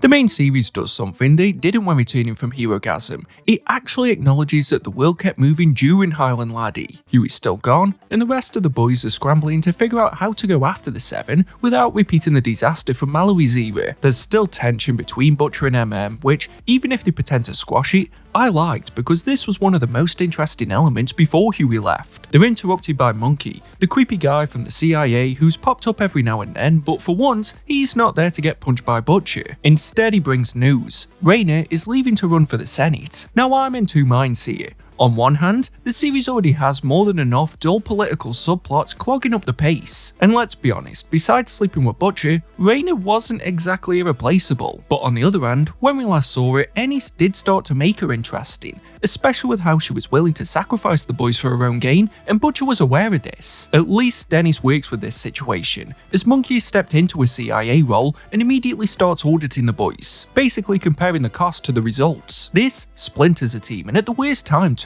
Tensions were already high, and now there's an actual direct threat forcing everyone in different directions. Frenchie and the female finally get more agency. Until now, they've seemed blindly devoted to the boys, but even they can tell something's off when they're relegated to permanent 7 surveillance duty. There's a really nice quiet moment between them where Frenchie contemplates if they should just leave together. Even though he's the only one speaking, it's clear that he values her more than he does the gang, which really complicates things when I try to define their relationship. But this softer side to him is great because it's one of the only times he's actually being genuine. Even when we got his origin back in part 3, it's clear that a lot of it, if not all of it, was embellished to the point where it could have been a Fawlty Towers skit. His story began when he returned to his hometown following the war. Which war? Wars. That's all we're told. Despite his sacrifice and wars, the love of his life Marie cheated on him with Black Pierre whilst he was gone. The shame consumes his family, so his dad challenges Pierre to the town tradition of baguette jousting, but is killed when Pierre smuggles in a croissant. Frenchie snaps and commits one of the most brutal murders that we've seen, and from there dives headfirst into every fight that finds him,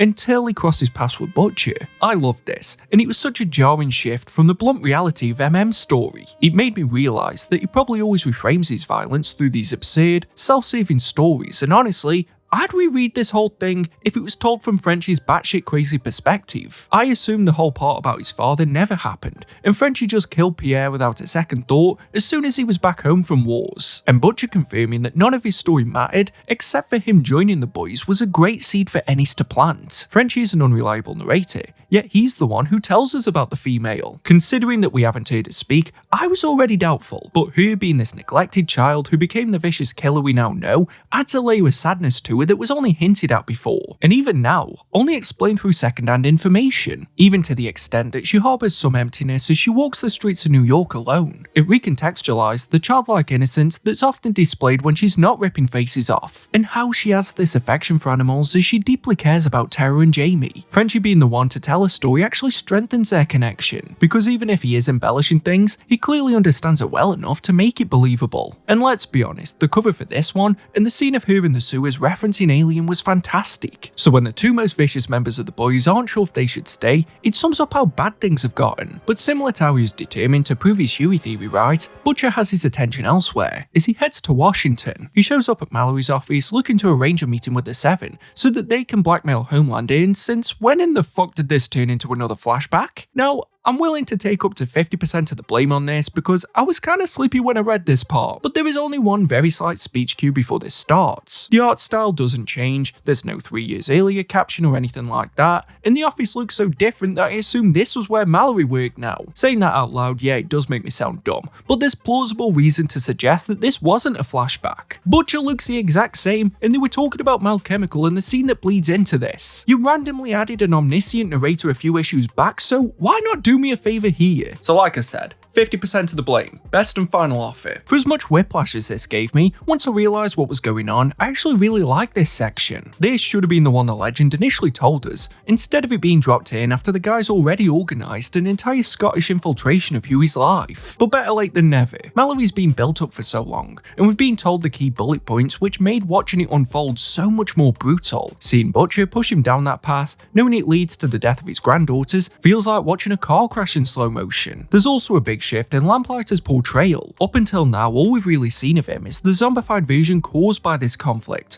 so seeing him as this unstable, hair-trigger liability adds a lot. We knew what he would do, sure, and I think that's why I enjoyed this so much, despite it being another story that we're told after the fact. But it's been so long since the legend gave us the cliff notes, and during that time we've seen bits and pieces of Mallory, so this was one origin that I was happy to get expanded. But as we're gonna see in a few minutes, this isn't the last time this origin will get expanded on. Because of where Butcher is at in his journey, it is jarring to see how he never seemed destined for the leader role. He constantly questioned Mallory's authority, in the same way that MM does with him now, yet despite that, he's still completely apathetic. Even after Mallory's granddaughters are killed, he only speaks about it in terms of how it affects the mission. But the collapse of the original boys was a fascinating watch since we've already followed what rose from the ashes. The truce was made, Mallory got his bittersweet revenge on Lamplighter, and Raina pulled the funding. But the part of this I enjoyed most was the conversation at the end between Butcher and Mallory. This told me more about Butcher than anything that we get in his eventual spin-off. When he asked Mallory if he was ever going to get his revenge on Homelander,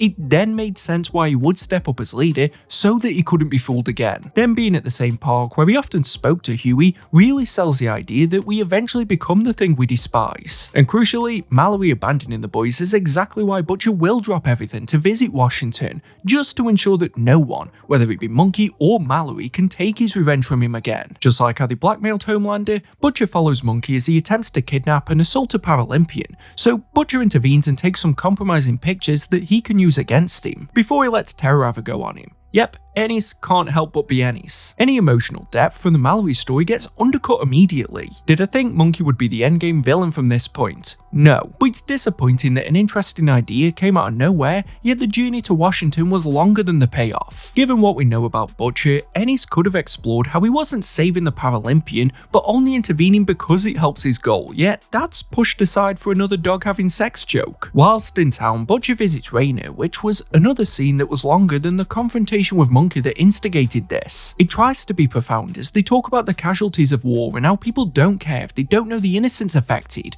but it's really on the nose and said absolutely nothing that impacts Butcher, besides the end reveal that he recorded the old conversation. Meanwhile, remember Ms. Bradley, that new vault lady who we haven't seen since Malchemical was introduced and I've only mentioned once so far in this video? Yeah, well, she's back. And this time she's meeting the Seven at their headquarters and finally getting a proper look behind the curtain. She's seen the photos the boys are blackmailing Homelander with, discovers Maeve's drinking, and Black Noir crashes his signature fighter jet that he can't even fly. She's showered in the carnage, a sobering reality check of the world that she's convinced herself she wants to be involved in. When she speaks with Stillwell after, it's clear that everyone but Noir is to blame, even though the jet wasn't safe anyway. But then I wondered, why are we only hearing from her character now? Why wasn't she our introduction to Stillwell instead of him being this bland presence with a forgettable face? What is she learning here that we didn't already know from the Legends history lesson nearly 30 issues earlier? That Vault values the Seven over any human life? That they cut corners? They sell lies? Whoa!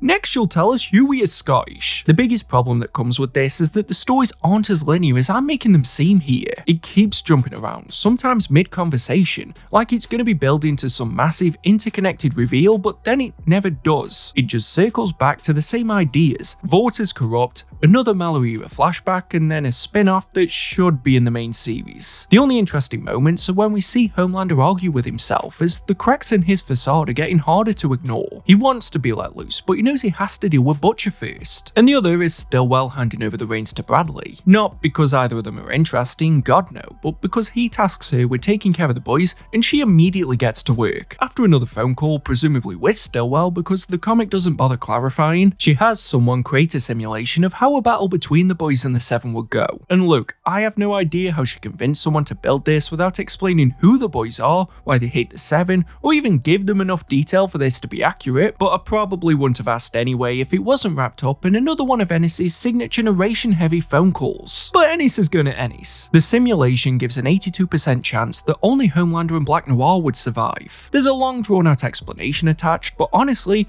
I didn't pick up this series to read a legal document. The fictional characters, if you say there's an 82% chance, I'll believe you, but the result is enough to convince Bradley to move forward. I have to say though, I like this direction. It's way more interesting than the Raina Senate subplot, which once again proves that the political side of the boys is pretty half-baked. Bradley rushing to take the steps Stillwell has been reluctant to is an engaging setup for what I'm assuming will be the endgame, but it feels painfully obvious that Stillwell has set this all up so that she can be the fall guy if it goes horribly wrong. Like, why can't she see that? Having a fall guy was the first thing he spoke to her about. But don't get too excited because it's time for yet another history lesson. Huey visits Mallory's home on the West Coast to learn more about how far Butcher may go in his crusade. But of course, we can't be given a straight answer. Instead, we need to be told Mallory's entire life story.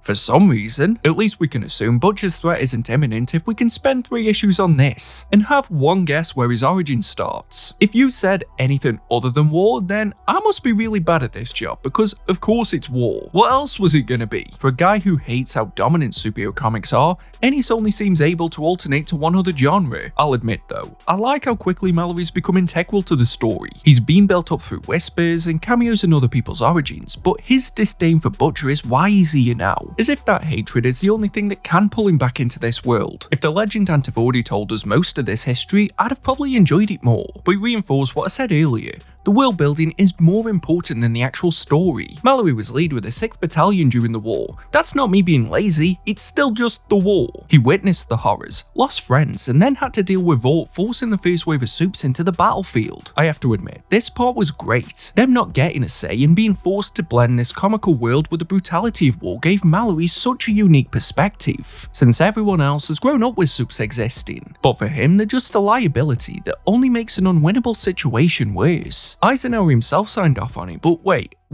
hold on just a minute. Eisenhower existed, but Ennis avoided including George Bush? What an odd line to draw. The funniest thing about this situation was how believable it was. I've never been in a war, so clearly I haven't been written by Garth Ennis. But the amount of times higher-ups introduce the next big thing or dump someone unqualified into your team and you just have to deal with it is so relatable. They're outnumbered, in enemy territory and Soldier Boy doesn't follow orders, leading to Mallory's battalion being wiped out and the entire Avenging Squad is killed at the first sign of conflict. For as much as I've criticised the lack of consistency with real-world events, this being set in World War II makes the loss and collateral damage more tangible than Huey's. Mallory is the only survivor, with the blame solely falling on the Supes. For as much as Butcher, MM, and Huey felt justified in joining the boys, Mallory trumps them all, but this just doesn't know when to end on a high. Maybe I was burnt out from so much narrating since that's been the majority of the boys since Huey left New York, but Mallory joining the CIA just did not grab me. I was somehow more interested in the umpteenth war story. This should have been the exciting part where the world needs the boys, but all I remember was him rattling on about how budgets were being abused. Even the interesting angles, like how the public perspective on Supes evolved from daft war tools to household names, was buried under the same endless monologue that every character is afflicted with. Don't get me wrong, it's impressive how deep the lore is, but we're told every inch of it, and now it's repeating what the legend told us over 30 issues ago. The formation of the boys is compelling, especially getting a different perspective on Butcher through Mallory's hindsight. The way he speaks about Butcher casts him in a similar light to how Homelander is presented. This relentless, vengeful force only focused on their goal with no regard to who gets hurt along the way. It's just that we've already had so many bits and pieces from this story that what is new doesn't feel worth the amount of time that we spend here. There were glimpses into Butcher's origins, but that's repeated later, and most of the key details have already been told by someone else. So I have to ask, why was Highland Laddie a separate miniseries, but this wasn't? This feels like 4 issues that should have been an annual, especially because the art is so disconnected from Robertson's style. Now, John McCrea has stepped in for a lot of the issues of the boys, including Highland Laddie, so there is synergy between these 2 points, but you can't tell me this is the same guy who did Hitman. It pains me to say this because McCrea was the first guy who did a sketch for me at a convention, but the proof is there on the page. I give some benefit of the doubt because the inker and colorist have a role in this, but compared to Robertson or even Esquire,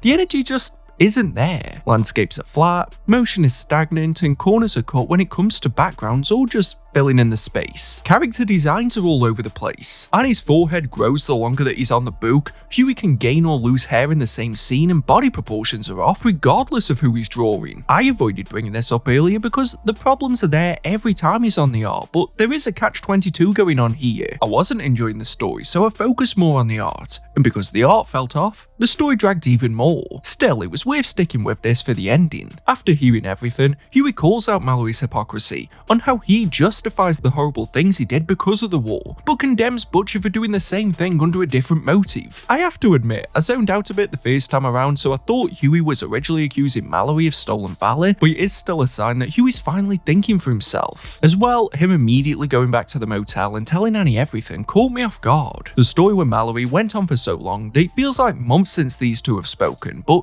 it was an inevitable conversation. Although what doesn't help is that Ennis refuses to establish when a scene is taking place. Early on they were by the Golden Gate Bridge, and I don't have a damn clue when this is set. Is it the first day after they left Scotland, or has it been a few weeks? Are we in another flashback? You can get away with this if the time past isn't part of the context, but when Annie's getting frustrated at Huey because she's been trying to mend things, it's pretty integral. Speaking of Annie, her personality has done a complete 180. I get she was slowly opening up around Huey, but I didn't realise that meant she needed to be Tulip from Preacher. I thought she was this timid, naive poster girl Christian who was slowly exploring herself sexually. Yet since Scotland, she's the foul-mouthed edgy cool girl. That might have been a fun dynamic if that's who Huey met originally, but it's not, and it only made my confusion at the time span worse. But yeah, Huey tells Annie everything, the moment that I've been waiting for since they first met, and it's so in tune with who Huey is that it feels like a confession under duress, and unfolds almost the opposite to when Annie was honest with him. It is not cathartic, but for a different reason to the park scene. But just like that one, I don't know where these two will go from here, and I'm okay with that. Huey warns her that the boys will eventually act against the Supes, and he wants her to stay out of it, but it feels like both of them are in so deep that walking away isn't possible. Mallory, on the other hand, definitely can't walk away. Later that night, someone visits him, wanting to know what he told Huey. They remain in the shadows, and highlight a problem that I don't think any other series in the history of the universe will ever have. The dialogue uses as a grunt in a series that has a character called MM. So my dumbass is sitting there thinking, wait, Mother's Milk showed up? I would have put money on it being Butcher. Are there no other ways to signify a grunt? That's like adding in a character who is a butcher and then only referring to him by his job. Huey comes back to the boys with a new sense of confidence. He refuses to accept whatever Butcher tells him, but he's still one step behind. There's no grand welcome, as Butcher catches him off guard and immediately pulls him into a taxi for their next mission. This was a much needed return after the series had been in a bit of a lull ever since Highland Laddie. They're investigating the case of a murdered escort because that just always seems to be the main crime that a soup commits, where word on the street is that Jack from Jupiter's responsible, which in this series means it's probably him. But they visit Dr. Peculiar, a pimp who supplies soups with niche kinks, and you're not gonna get a prize for guessing who this is a parody of. His brothel is a cornucopia of references, and I was baffled to learn that this wasn't Robertson. Maybe McRae just desensitized me, but all the pictures on the walls are homages to classic comics that I'll still probably have to blur because everyone is naked. And there's so much detail they felt like a return to form with Russ Braun on art, especially the little details like when MM later gets annoyed at Huey for not using a coaster,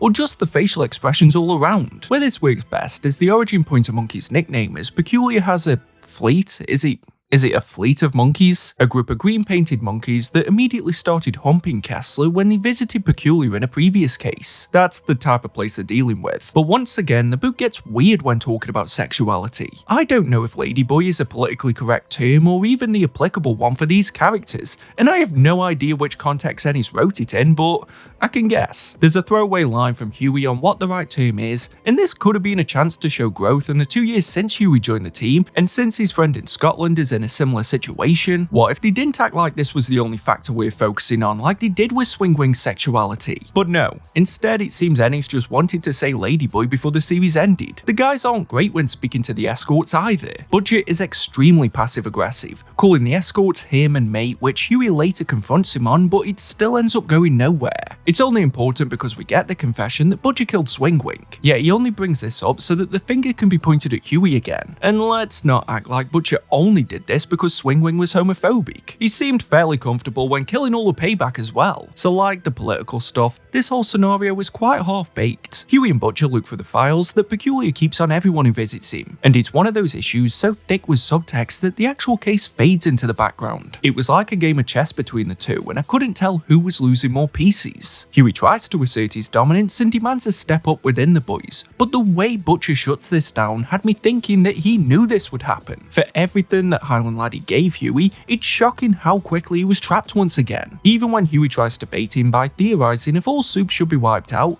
Butcher's coy smile could be because he's suspicious, or just because he finds the idea funny. Neither are willing to give anything away. Huey also steals Queen Maeve's file, and I couldn't tell if Butcher clocked him, but still let it happen anyway. The natural banter between the two is still there, which somehow makes their dynamic more uneasy than Butcher and MM's. Huey's still the butt of the joke, and seems to accept it, and he recognises the effect Butcher has on him, and implores Huey to walk away like she's doing with the Seven, but you can't help but feel that Huey's in this until the end. So much of this setup works because of that paranoia. It's so thick that when Huey reunites with the rest of the boys, I can't help but wonder if maybe Butcher could still turn a corner because of how much love there is within the team. But because he's their leader and he's so hell-bent on revenge, the only people we can truly trust are Huey and Annie. lets Huey know the current plan, and even part of me wondered if this was one of Butcher's tests to see how committed he is. I just really enjoyed how much this had me questioning everything that was on the page. But as untrustworthy as Butcher is, he's still the smartest in the room, so I get why the boys would follow him. He twigs that something feels off about this whole case, and for once, it might not be the most obvious suspect. The timings don't add up, nor the motive, and he just can't shake the feeling that maybe Jack's been set up. Why this works is because it ties directly into the Seven storyline for once, instead of feeling like a completely separate book. They catch wind of Jack being suspected in the murder, but Homelander's plan is about to kick off, so they can't afford such a liability without watching their every move. And when the footage of Jack leaks, they immediately suspect Butcher. And whilst all this is going on, what we learn about Maeve became one of the most interesting pieces of lore in this whole series. I don't know when exactly it happened, but she's somehow the most tragic character. Small details like her choosing orange juice instead instead of a martini, or how detached she is during meetings paint a bigger picture. At the same time, Huey's reading a file and learns that she, just like Annie, was manipulated for sex and even tricked into sleeping with Black Noir. This recontextualizes everything we know about her. Her coldness towards Annie was likely because it reminded her of what Homelander did. The drinking is probably the only way she can stand to be in the same room as Black Noir. Her only sleeping with meek men was so she could regain a sense of power, and becoming a spy for the boys wasn't blackmail, it was revenge. So when she removes the bugs from the headquarters, it's unclear if she's protecting them from Homelander's plan or cutting them off. And for once, there's a suit besides Annie with some complexity. Those layers carry into the rooftop confrontation between the Seven and the boys. You can see how conflicted she is without her ever saying a word. Butcher said more to Terra before they left the office. Hell, even Frenchie said goodbye to the dog for some reason. I guess it makes sense though. Look how cute he is on the cover for the next issue.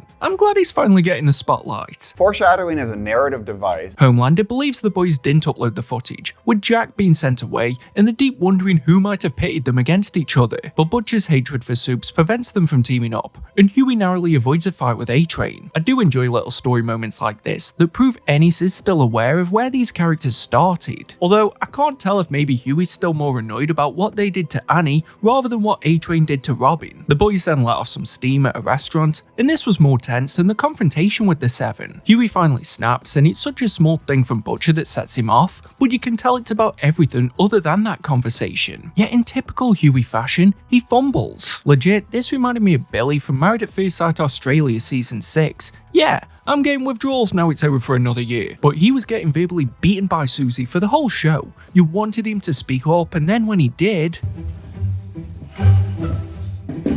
You know, beauty is only skin deep as well. Someday you're not gonna look as good as you look right now, my dear.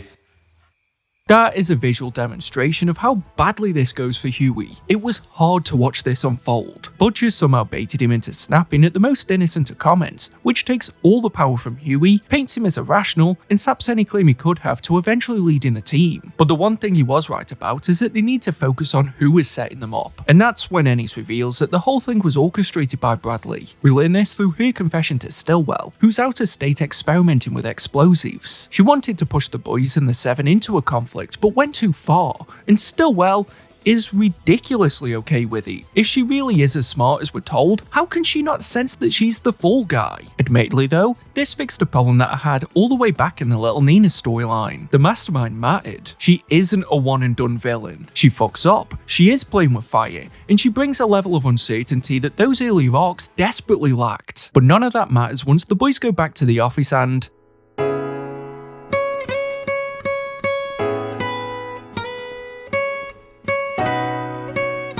I think the reason this hit so hard is because of how much it was foreshadowed. Not just in the Lion King-esque goodbye scene prior to this, but in how far Butcher went when Crimson Countess hurt Terra, and even going back to him threatening Homelander on the bridge. Terra wasn't just a dog. He was the last thing tying Butcher to any kind of humanity, and now he's gone. This finally felt like we'd arrived at the point of no return. I've been talking about an endgame for a while now, and how the series felt like it was stuck in the mud. But when Butcher tracks down Jack from Jupiter, there's no rage, no emotion, just a cold repeated question. Something that we were probably all wondering.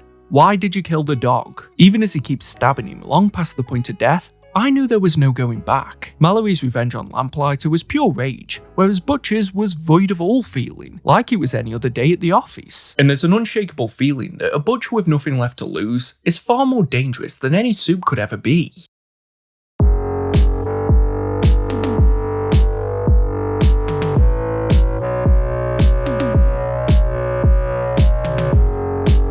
Another interlude? Now?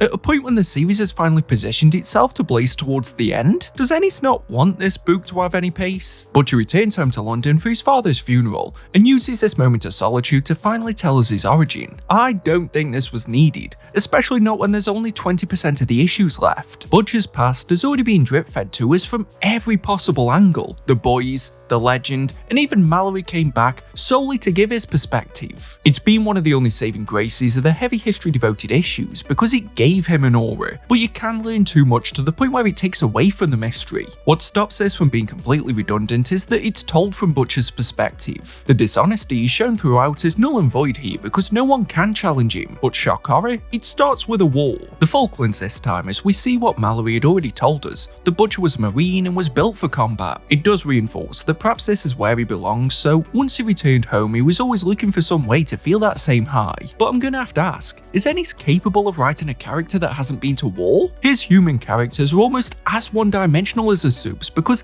how many times has this been the narrative now? I wouldn't be so harsh on this aspect if Ennis hadn't gone so hard on how oversaturated superhero comics are, only to then default to war stories any chance he gets. There's not much now that separates Butcher from his work on the Punisher, and if I do have to pick between the two, I'm going with Frank Castle every day of the week. This coming so soon after Mallory's multi-issue war monologue immediately sours it. Whereas because this doesn't involve war at all, so it's just another war story. And trust me, I thought this would be the first video in nearly 2 years where I didn't say this, but why didn't this start at issue 3? Ditch all the stuff off with the Falklands. We learn nothing that Mallory didn't already tell us. And then open with Butcher meeting Becky on the tube. The point of this was to show how she changed him. So although seeing his time as a Marine and the abusive household he grew up in gave us some context, it could have been implied whilst not losing the core of the story. I don't want to rewrite someone else's book, but because there'd been no mention that Butcher was leaving for a funeral, this framework could have been a reveal at the end. Position his dad's death as nothing more than a chance for him to reminisce. But instead, we've got a series that doesn't get started until a third of the way through.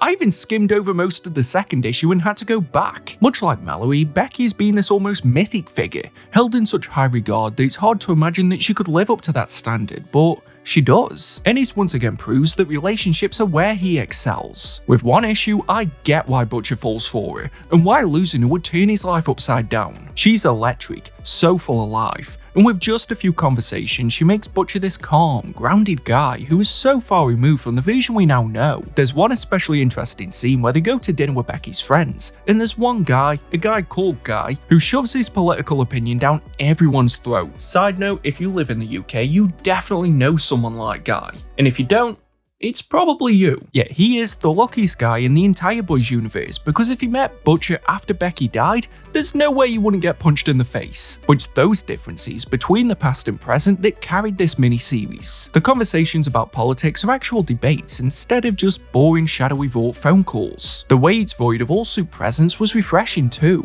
For a moment, I forgot they were part of this world. And considering how Butcher's hatred for them consumes his every waking day, they barely get a mention here. That's because Becky was his world. If anything, Ennis fumbled this story when he revealed her fate in the beginning because it's a dark cloud that hangs over his entire monologue. Imagine how much of a gut punch it would have been if we didn't know, and all we had to work off was a hatred for all Supes and the vague deductions Homelander made on the bridge. Because we know where this will go, and with how late in the series this comes, it's hard to connect with the majority of the scenes. Was it sad when Butcher's brother died and he remembered thinking to himself that now no one could stop him? Yeah, but we know that isn't what motivates him in the present day. Is it insightful when he and Becky talk about having kids, and he opens up about his fear that he might end up being abusive like his father? Yeah, but we already know he doesn't have a kid. Although, I do have to praise it for making the inevitable interesting to watch unfold. Becky surprises Butcher with a trip to Miami for his birthday. There's a moment that seems innocent enough where the seven are nearby, and they laugh about how daft they look, but then we skip to after the fact. She's withdrawn, won't let Butcher touch her, and it's like the soul has been taken out of her. Butcher is clueless, but assumes she's fallen out of love with him, which is rough considering that we know the truth. Then we get the scene with the baby. Was Ennis scared of letting this book have a human moment? Any sadness or sympathy we could have had for Butcher is lost in the absolute absurdity of Becky's death. He's woken up in the middle of the night, she's already dead, and a newborn baby is floating over her body. Despite us knowing through mother's milk that compound V powers don't manifest immediately, the baby tries to kill Butcher with its heat vision in one of the dumbest scenes I've ever had to read. I wouldn't have minded if this wasn't meant to be the moment. The equivalent to the Waynes being shot, or Uncle Ben being shot, or Kal-El being shot.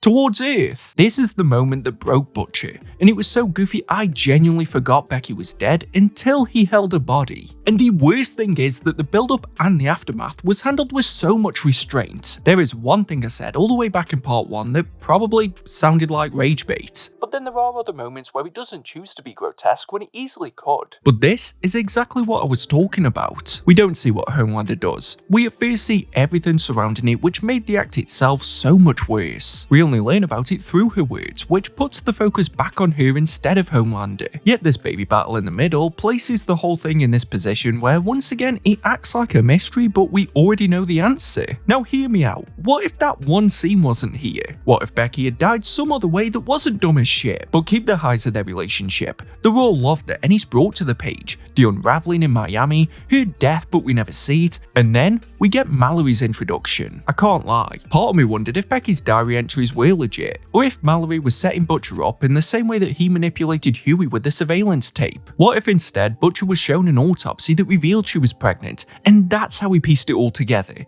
with only the information given to him by Mallory? Not only would this have preserved the idea of Becky, instead of her death being a joke, but it would reframe everything he knows about what Homelander did and truly position Mallory as a master manipulator. Wouldn't that give us a new angle to this story that we already knew the majority of? Would that not have been a twist so monumental that it justified having a Butcher origin miniseries with only 20% of the series left? And all it really needed to do was remove that fight with the baby. There's already a lot of parallels between the past and present, but that would have been the cherry on top. In particular, Becky telling Butcher that they found each other had me flashing back to Annie saying the exact same thing to Huey when they broke up. And part of me wondered if the real reason Butcher led him to that tape was because of jealousy. It's cathartic in a way, because Mallory pointing Butcher in the direction of Soups channeled that destructive rage. We've seen that he's an old school type of guy who only knows violence, so going after Soups would be a form of therapy for him. And it does have me thinking back on moments like him torturing Soldier Boy, since he didn't seem to gain any information from doing that. But unfortunately, there's not much to say about the rest of this story, because it's Mallory molding Butcher into the Soup Terminator that we know today. If we didn't already know the majority of this story, it could have been a tragic tale about a man who lost the one person who restored his faith in humanity. And what happens after? I don't know, maybe Ennis came up with this spin-off idea too late, but he'd spoiled this story before it'd even begun. Oddly, I think this could have been a great epilogue. His mother got a happy ending, he got to pee on his dead dad, which could count as a positive, and the parallels between Butcher and Mallory would have been stronger because Huey's story would have also been over. So this was interesting, but the placing of it couldn't have been worse if Ennis wanted any hope of the conclusion of the boys sticking the landing.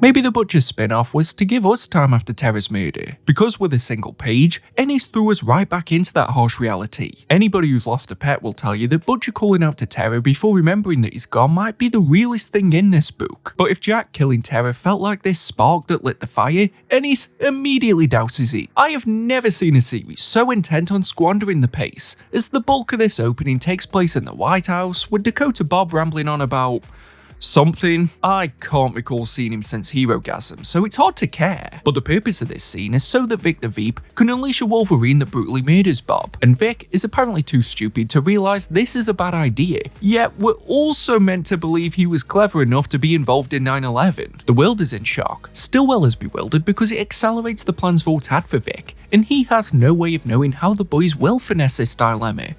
Except that we don't see their reaction. Wait, you're telling me the president dies suddenly and it doesn't even get a passing mention with the gang who know that Vought want to take over the country? What could be more important than that? How about MM's ex-wife got the daughter into doing porn, because apparently that's more important. We are 60 issues in. The end is in sight, yet we're still lumped with nothing subplots like this. I was going to do a bit here where I build up how important this storyline actually is, but that would require more effort than Ennis put into this Janine storyline. Because in the very next scene with MM, Janine calls him to say that she's ran away from her mom and is out of the industry. Great, problem solved. If you're going to be this lazy, at least go full parody. Janine died on the way back to her home planet. That would have at least given me a laugh. He gets back to the office just in time for Butcher to give the news that There is no news since Dakota Bob's death. They expect Vic to cut the funding, but in the 10 minutes since the news broke, it's not happened. It's a period of uncertainty that isn't that different from where we already were after Tara's death. So much like I said at the end of part 2, it's taken more steps to get to the same destination. We get scenes of Bradley talking to Stillwell about a contingency that they could use against Homelander, and a discussion between the Deep and A-Train about how the writing seems to be on the wall for the Seven, so pieces are moving, just in the same direction they were anyway. Homelander's ushering in his plan and sends in Paralactic to attack the boys. These are a 90s inspired team that were clearly ripped off from the early Image days, and they were kinda hilarious. The over-the-top poses, metal designs, and Homelander getting a headache when they show up reminded me of what the charm of this book originally was, and the way that they're absolutely decimated in just a few panels was so on brand for the boys. If the whole thing with MM's daughter hadn't been over as quick, this would have landed even better.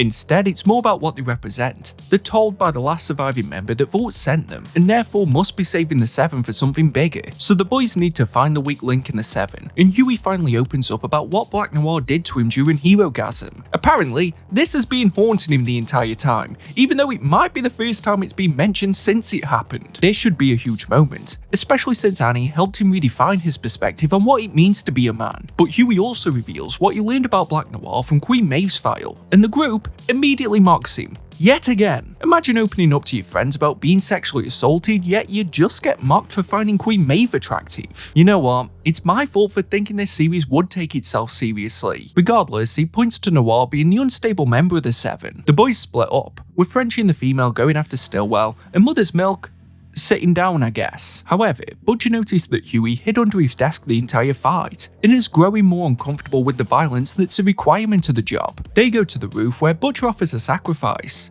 A-Train. This reminded me a lot of that Punisher issue Ennis did, where Frank forces Daredevil to confront his moral code. So I had every belief that A-Train wasn't getting off that roof alive. But where it subverted my expectations was in the execution. Literally, I thought it was either going to be Butcher who killed him, or some kind of self-defense dilemma, because Huey's story had stopped being about revenge. It's why he joined the boys, sure, but besides that one brief scuffle on the roof and a few weird dreams, did anyone get the sense that he's still consumed by vengeance? He watched his girlfriend give this guy a beach, and he was more annoyed that there were two other guys there. Highland Laddie was all about Huey rejecting that violent, outdated idea of masculinity and learning to forgive. So this should have been Huey's final test, to prove that his moral code is a strength and not a weakness. Now hear me out, because I know it would mean removing a lot of the radical edgy moments that are kinda the bread and butter for the boys. But what if Huey's arc was about channeling grief in the wrong direction? These cycles of revenge that have consumed every member of the boys and even Homelander.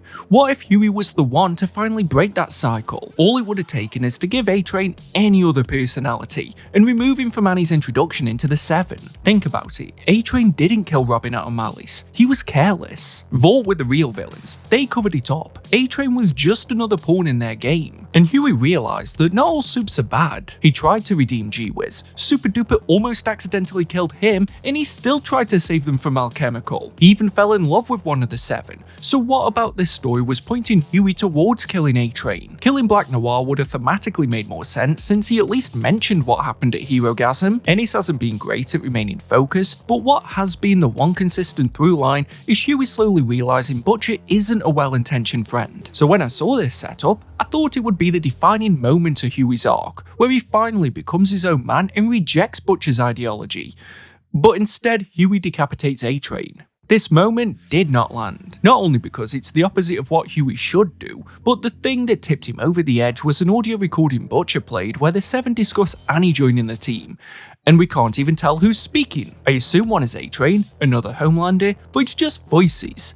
In a comic, Ennis seems to forget we can't hear anything, and thus the A-Train was derailed as it returned to the station. As well, there is so much going on around this that it kinda felt like an afterthought. Thinking that Paralactic was sent by Vought, Frenchie and the female go after Stillwell to go ham on a team of sidekicks, but Frenchie loses an arm in the fight and is in danger of bleeding out. Stillwell calms the situation after all the supes are already torn to pieces, and realises Homelander must have set the boys on Vought. It's basically the same trick Bradley pulled, except they actually bother to investigate it this time. Stillwell then calls Butcher and offers a truce, but he refuses and instead leaks every piece of dirt that they have on Vought to the public. knowing that he might not get another chance, as it's time he finally confronts Homelander. The most interesting part of all of this were the glimpses into how Homelander was getting cold feet whenever he was alone, but in public that PR image was unbreakable. Having him as this unstable, scheming mastermind is an interesting angle because he's mostly been a Vault puppy, yet his plan for a soup uprising didn't have the focus it needed, and I wish Homelander was convincing as the guy who could predict what both Vault and the boys would do, but from what this book gave us, I never got the sense he was smarter than both Stillwell and Butcher. There's not a ton of satisfying moments in this endgame jumble of character developments, but there is one that felt earned. Queen Maeve's. Annie's packing up her things at the Seven's headquarters when Maeve confronts her. You can tell Maeve envies her for having the strength to walk away, and it's why I'm glad Ennis bothered to develop her, because it's another one of those scenes where what isn't being said is what's important. Annie convinces her to leave. Either that or Maeve was just can enough to carry a suitcase, but they're confronted by Homelander. We get the funniest attack I've seen since Blade ripped out one guy's throat and threw it at someone else, as Maeve yeets one of her white knights at Homelander. But despite that absurdity, I knew this was curtains for Maeve. We're shown how terrifying Homelander is. He doesn't flinch. He doesn't even raise his arms in defense. And part of me thought Maeve knew she couldn't win, but it's a sacrifice to protect the one person who helped her realize humanity is worth defending. In spite of the broken, cynical goddess that she's been, she dies a hero by allowing Annie to escape, which solidifies the fact that she was by far the most compelling soup and possibly character in the entirety of the boys. No, seriously, why did her arc make more sense than Huey's? There's a deeper tragedy at play here because her apathy gave us hope that maybe she could challenge Homelander if they ever did fight, but now there is no one who can stop him. The Soups descend on Washington with Butcher and Homelander en route, but Homelander makes a quick pit stop at Stillwell's office. This is probably the most insightful Homelander moment that we've had and proved that everything he does is for approval. We knew this earlier, sure, but the way Stillwell toyed with that insecurity to the point where he avoided certain death was masterful, and the perspective of it reminded me of that scene from Luther where he speaks to Superman from the other side of the window. God, I love that book. It's just a shame that despite that build-up, Homelander's takeover of the White House happens off-panel. I imagine he made short work of it, sure, but by the time Butcher walks into the Oval Office, he's already decapitated Victor V before he had a chance to leave much of an impression. So why does it feel like we spent more time following him rather than Bradley, Homelander, the Legend, or pretty much any of the Soups besides Annie? And if that wasn't disappointing enough, this whole war, and yeah, I hope you can tell I'm doing air quotes there, between Soups and humans that is being teased sporadically since Herogasm is weirdly small and short. It's basically a conversation between Butcher and Homelander, and then a brief scuffle outside. The whole thing is over in one issue. The Soups Homelander got on his side just hang about in the sky, which kinda defeats the point of assembling an army. Or worse, it implies they did attack and Ennis thought that wasn't something we'd want to see. Although that was always going to be background noise for Butcher's revenge, as he finally gets to confront the man who took the love of his life. But Homelander has no recollection of Becky, just like he can't remember the pictures the boys leaked. And for some reason we're outside the White House again, so what could possibly punctuate the moments between Butcher and Homelander's ultimate confrontation? The thing we've had foreshadowed since we first met him on a bench all the way back in issue 1, with the fate of the world at stake. Mother's Milk delivers a podcast-worthy monologue about a hunch he's been following, about how the Legend got them into Vault's system again, and Homelander was made from Stormfront's DNA, and he killed a bunch of people as a baby, and Black Noir was created as a Homelander deterrent, but he has the same DNA and he's been committing crimes as Homelander. That's why he didn't snitch on Huey at Herogasm. He's been there ever since the 7th form. Wait!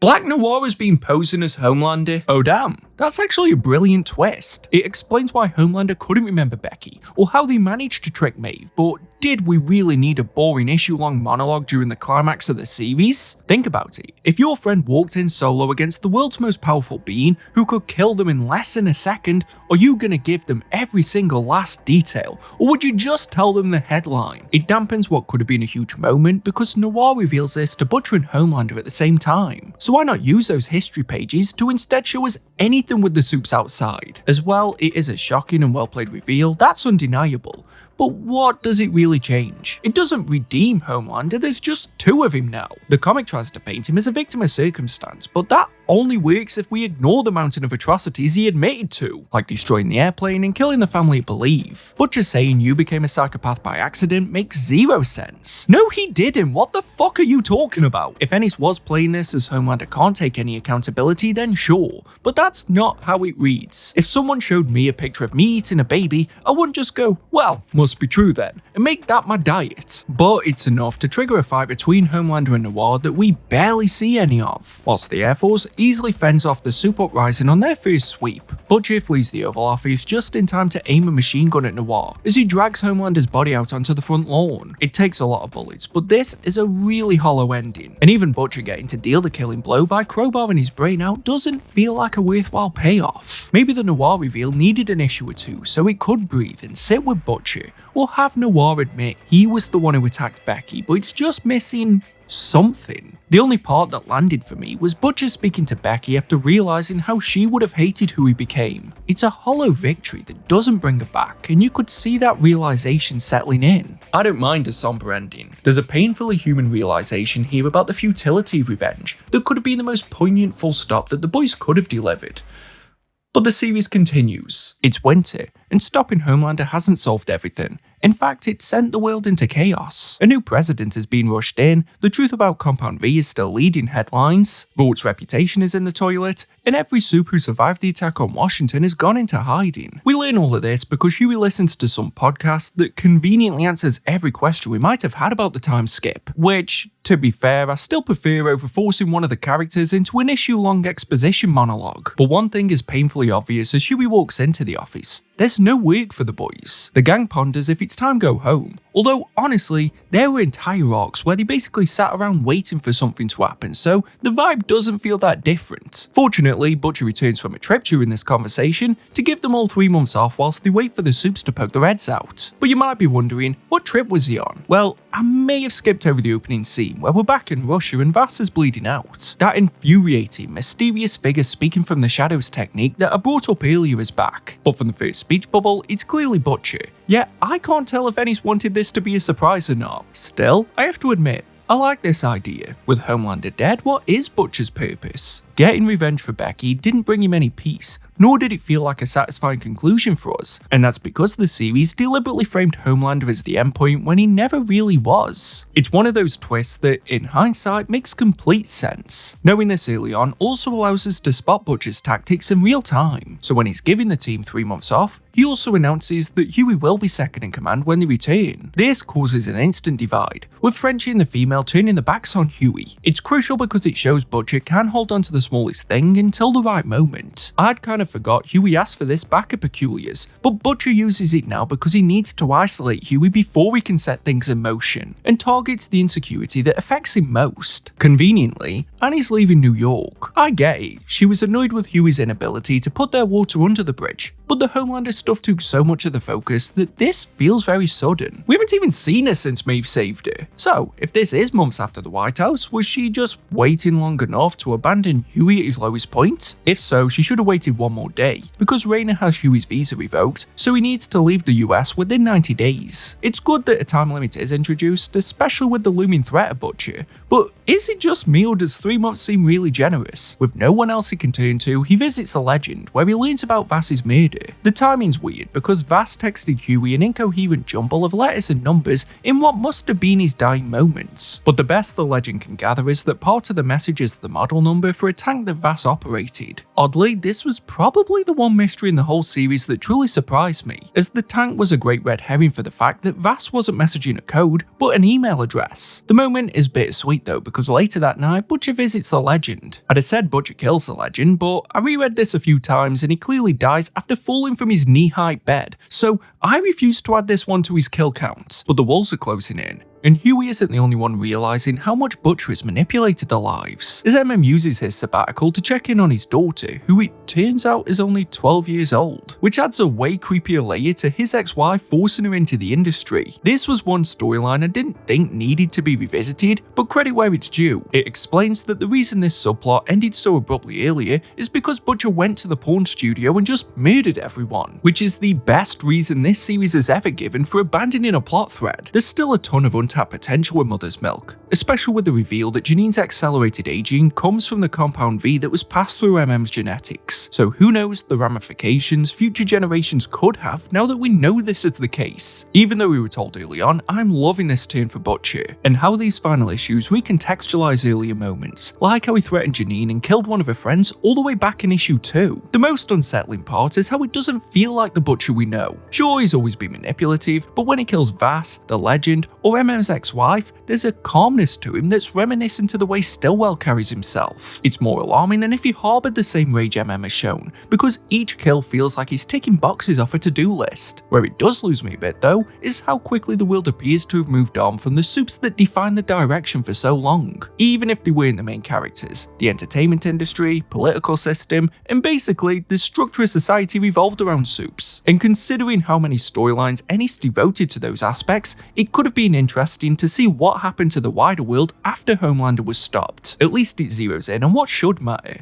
the boys reuniting. It's where the genius of Butcher's manipulation really becomes evident, as Huey naturally steps into the leader role, so of course, ostracizing him was the right move. The gang trust him. He knows how Butcher thinks, yet has one key advantage: he never lost his humanity. It would have meant way more had he not decapitated A-Train, but in a single scene as leader, he's gentle enough with the female that she's comfortable enough to talk, which made me wonder if she was silent until now solely because of Butcher's demeanor. More so, Huey isn't the same guy we first met. When he contacts Monkey for information, he speaks to him more like Butcher than the Huey that we know. That's because it works, and sometimes to beat an enemy, you have to operate like them. As Monkey reveals that Compound V causes neurons to fire at a higher rate than in regular humans, which can be targeted and was how the Air Force managed to stop the coup at the White House. Huey then realizes what Butcher is planning, so the boys head out to stop him. Except in the very next panel, MM's still in the office. Like seriously, this problem will be solved by just a little 2 hours later box. I don't get why Ennis is still having a problem with the ordering of scenes, because Butcher confronts MM whilst he's alone, and then we cut to the Pentagon where Bradley is having to answer for Vort's crimes,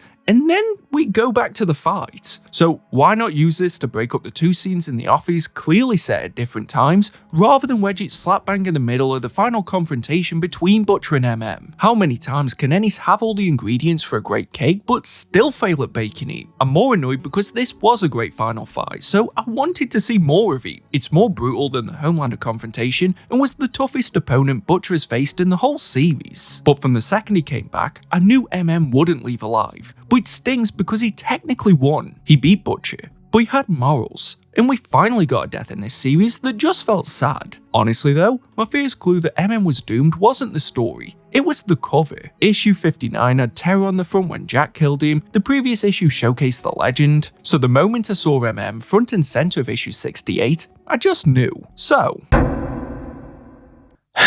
well, they had a good run. Huey hears about MM whilst investigating the creator of Compound V, a guy called Vogelbaum. Mallory ordered Butcher to kill him during the early days, but instead Butcher kept him alive so he could get more info on Compound V, which says to me that this plan of his has been festering since before the story began. It's crazy how quickly Butcher has become a far more intimidating threat than Homelander or Stillwell ever were. We've known him long enough now that it makes sense he'd be so far ahead of everyone. There's even nuggets that show how Butcher targeted Huey at every possible opportunity. As we find out, the guy who was coming blood under Huey's door was Mr. Potamus, the landlord, as Butcher was paying him to do it so Huey would leave, which is both grim and somehow exactly the kind of juvenile dark comedy this series thrives on. The way Butcher reveals his hand at the exact moment Huey thinks he's winning is great as well. He calls Huey as soon as he finds Vogelbaum's body, as if he knew, and even senses when he's down in the lab just to brag that he already robbed everything. Much like Maeve's final stand against Homelander, it just makes every action feel futile, and increases the impending dread that was the best tone Ennis gave us. But speaking of futile, why are we still dealing with Bradley and Vort? I said I wanted to see how the world had changed with Soup's gone, but this court case is the least interesting angle we could be shown. Her and Stillwell also start having sex because with the Soup's gone,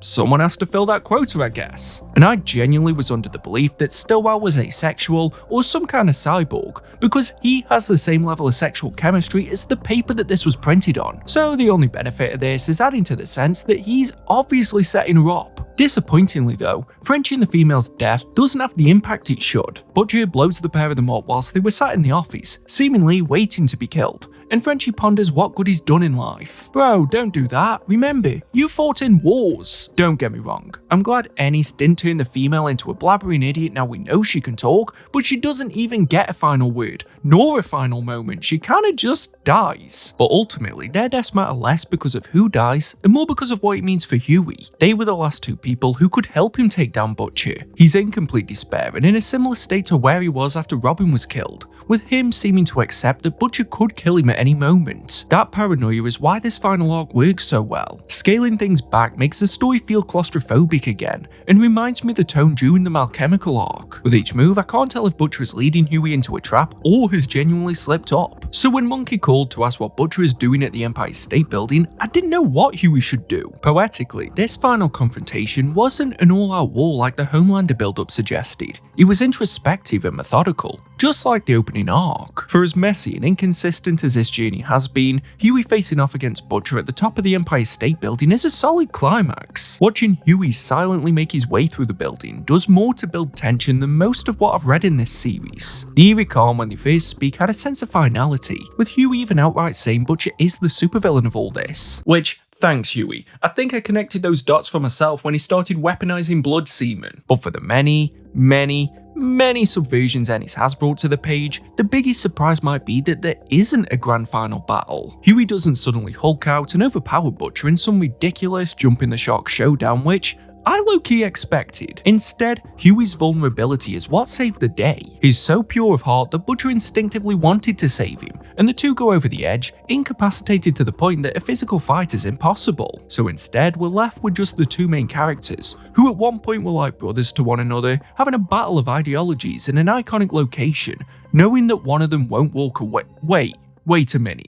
Isn't that the exact same ending as Preacher? It might have different wallpaper, but peel that back and it's identical in structure. You can't just change the accents and swap religion for celebrity culture and say it's a brand new idea. Realizing that took a lot of the weight away from this moment because it reminded me of how much I preferred Preacher, but I will give the boys credit for not forcing Butcher to have a last-minute redemption arc. Sure, part of his brash persona is peeled back, and he talks about how bringing Huey onto the team was in the hopes that someone innocent might talk him out of this plan if he did go through with it, much like his younger brother used to. This, along with the talk about Becky, really makes me wish Butcher's spin-off hadn't happened already. Imagine if this was a first insight into why Butcher went after the Supes after this whole journey, rather than it feeling like his dying moments are being used as a previously on for the series. When it seems like Huey is destined to bleed out, and Butcher's facing life in prison, paralyzed from the fall, he turns the tables one final time. He tells Huey that he went to Scotland and murdered his parents. It's a great moment that forces the tone to do a 180. It mirrors the A-Train situation perfectly too, and at the same time has a chance to make that blunder worthwhile. Maybe this was the redemption. Huey already learned that killing A-Train only left him emptier and more guilt-ridden, so killing Butcher wouldn't solve anything. His plan has already been foiled. This is all about Huey finally breaking the cycle of violence and, oh, wait, Huey already stabbed him. I don't know what's more annoying, the fact Huey took the bait once again, or that he takes Butcher's phone straight after to call and check they're okay, which he absolutely could have done before since Butcher was paralyzed. This whole climactic moment hinges on the fact that Huey hasn't called his parents for an entire year apparently. How would Butcher know that? The very first thing his mum said is about how Butcher visited them, which probably still would have been the first thing she said had he called them at any point in the last year or if she'd called him. Huey killing Butcher isn't inherently a bad idea, but why not instead make it out of mercy? Go full alternative ending of First Blood. Have Huey kill Butcher to put him out of his misery, because it's the compassionate thing to do,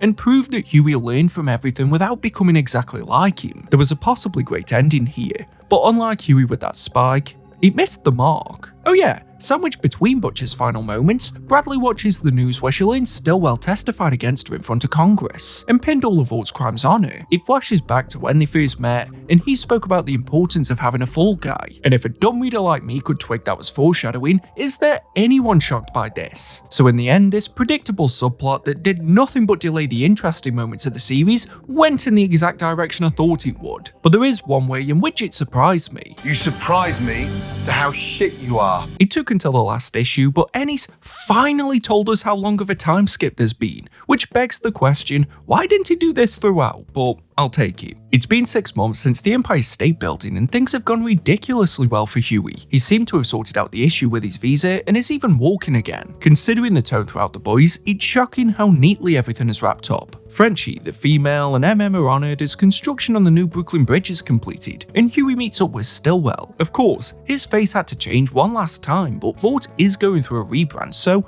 maybe he is too. Huey may not have etched Butcher's initials into the cement like he did for the rest of the gang, but Huey preserves his memory and how much he now resembles Butcher, blackmailing Vought with information about Compound V to stop another push towards political power. Although they're already working on the next generation of Supes, which is oddly comforting in the sense that this world will carry on after the story's over. And before fully moving on from this chapter of his life, Huey derails Raina's campaign for Senate harder than Butcher used to rail her. I can't lie though, I'd forgotten this was a storyline, and now that Huey's visa isn't an issue, I don't know why this was needed or what it solves. With all the loose ends tied up, Annie appears behind him, as we can only assume she spent the last 6 months waiting for Huey. You know what though, it may feel contrived, but Huey is the one guy who deserved a happy ending in this sadistic world. It's just that this ending completely neglects the fact that Huey has killed a lot of people along the way, and sometimes in scenarios where it wasn't necessary. Ennis wants this triumphant emotional payoff where Huey can walk off into the sunset, again just like Preacher, and says he never became a monster like Butcher, but mate, your kills literally look like a Mortal Kombat compilation. The messaging of the boys has been wildly over the place, and it could have worked if Huey acknowledged how easily he succumbed to the violence and vengeance, but now will do everything he can to avoid it, because otherwise, the comic feels weirdly afraid to fully confront what Huey became along the way. I also wish he would have just said Butcher's name in the closing scene. It sounds minor, but that fear was something Huey struggled with even during the final confrontation. So having him say it could have symbolized that fear finally disappearing. But that's the thing with endings. Sometimes they show you more what's missing than what's actually there. The clearest example of that is in the artwork. Robertson returning for the final issue made me realize how much of the boy's identity slowly changed over time. I spoke about how his look is the definitive style for the boys, but it's not one that remains consistent. Sure, it wasn't perfect in the beginning. There were moments where MM's size would change between scenes to the point where sometimes he looked 5 times bigger than Huey. Faces looked alien, and in one of the early pages I could have sworn that Butcher was replaced with Dennis from Always Sunny, but it was still a look that felt unique to the boys. And I don't know if it was because of other artists jumping in, or maybe I confused Russ Braun for Robertson more than I thought. But when I compare this final issue to the first, it clearly lost something along the way. That grime and the way it felt ugly suited the world, but gradually started looking more like a conventional superhero book. And in retrospect, that visual shift mirrors the series itself. Early on, it had this sleazy identity that made the world feel genuinely unique, even if I can see why it would turn some people away. But by the end, I feel like a lot of that had been removed, and I can't figure out why beyond trying to fit in with what was the standard. There were talks of a movie deal around the time the series was closing out, so maybe that influenced some of the changes, and why it made such a hard pivot towards certain plots having a more cinematic framework. Huey's revenge against A-Train, Bradley becoming the fall guy, Butcher's final manipulation. On paper these should be huge emotional moments, but something tonally didn't work. A lot of the digs at comic tropes instead were replaced with tropes of his own, and somewhere along the line, he stopped writing a scathing anti-superhero satire and accidentally started writing a superhero story, but lacked all the components and heart that make superhero stories great. Annie and Huey's relationship has been one of the strongest points of the series, but there's been huge stretches of issues where it had none of the focus. I'm glad they managed to make it work, but it feels that only happened because a traditional superhero story always ends with the hero getting the girl. So for all its shock value, all its violence, all of the attempts to tear superheroes apart, The Boys became exactly the kind of story it originally set out to mock, and because of that, by the end, this whole story felt inconsequential.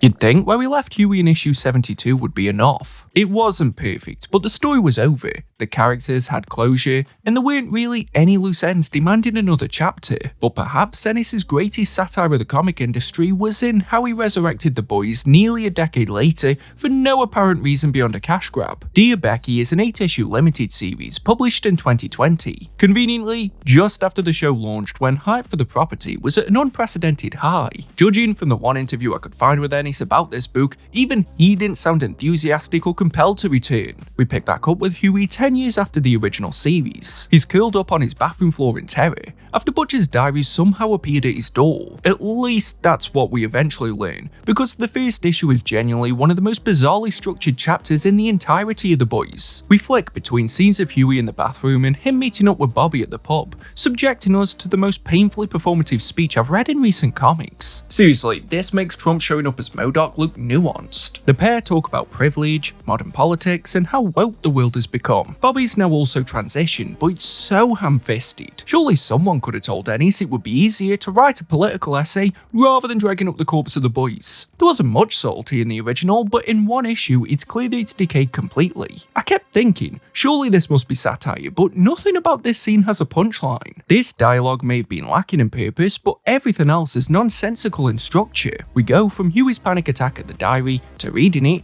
and then finally to him getting home and opening the package it came in. There's barely any plot here, so deliberately messing with the chronology doesn't make it more complex, just awkward. This diary was Butcher's way of processing Becky's death, as he narrated her through his early adventures in The Boys, but honestly, this reads like retroactive damage control mixed with deleted scenes. Ennis just couldn't let Huey be happy. His parents passed away before the book begins, which meant that thematically things would have been far more impactful had Butcher killed them. Imagine if Huey was visiting the graves, knowing he was the reason they died. It would have hit harder than anything in The Boys. Honestly, go back and read his talk with his parents as if Butcher had killed them. It makes more sense. Instead, he's a scared pushover again, and hasn't got the courage to take his relationship with Annie to the next level. It's not even as if he feels stuck at the point where we left him, he's gone backwards. That could be an interesting story if we explored the reason why he reverted back, but we don't. Early on, we don't see Annie, we only hear her voice, which made me believe that her appearance must have changed drastically, or that she was imaginary, which for some weird reason seems to be a common theory I have when Huey's in Scotland. But how could I not think this when she only speaks through the door and gives a speech so painfully obvious they felt like my GCSE English coursework? Yeah, I'm talking about that one where she speaks to Huey about addiction whilst he's reading the diary,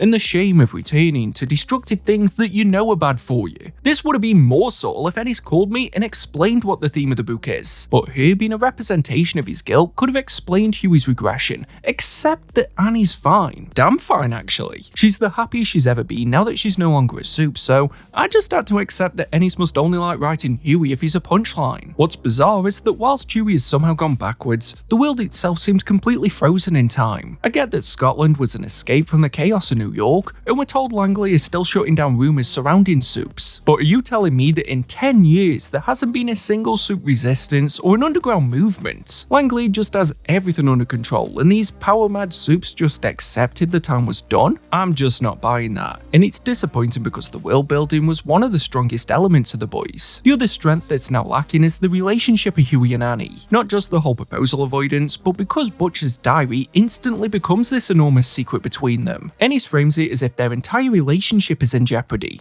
because Huey hid a diary. I get that it's not great, but the Huey at the end of the series wouldn't have hidden it at all. And considering the water that's already under their bridge, Huey secretly reading Butcher's diary doesn't feel severe enough to end a decade-long relationship. Which creates possibly the biggest problem in Dear Becky. Huey isn't Huey anymore. He's a mouthpiece for Ennis. It's annoying too because the solution feels obvious. Have Huey realize he needs to bring back the boys. If the story of the original was about Huey learning how to grow stronger without losing his humanity, why not have the world recover from Homelander's coup, and have soups crop up and start falling out of line again? Surely there would be a power vacuum, and the ending showed Huey being able to toy with Vought like Butcher used to. So Huey realizes the boys are needed, but catches himself drifting towards Butcher's ways, and this diary helps him realize how easy it is to spiral. That would have given Dear Becky a purpose, and developed Huey instead of just being used for name recognition and lazy framing. Or if Ennis wanted to write the boys' declassified CIA missions, that's fine for the story we have here. Mallory puts the Scorchers on the boys' radar,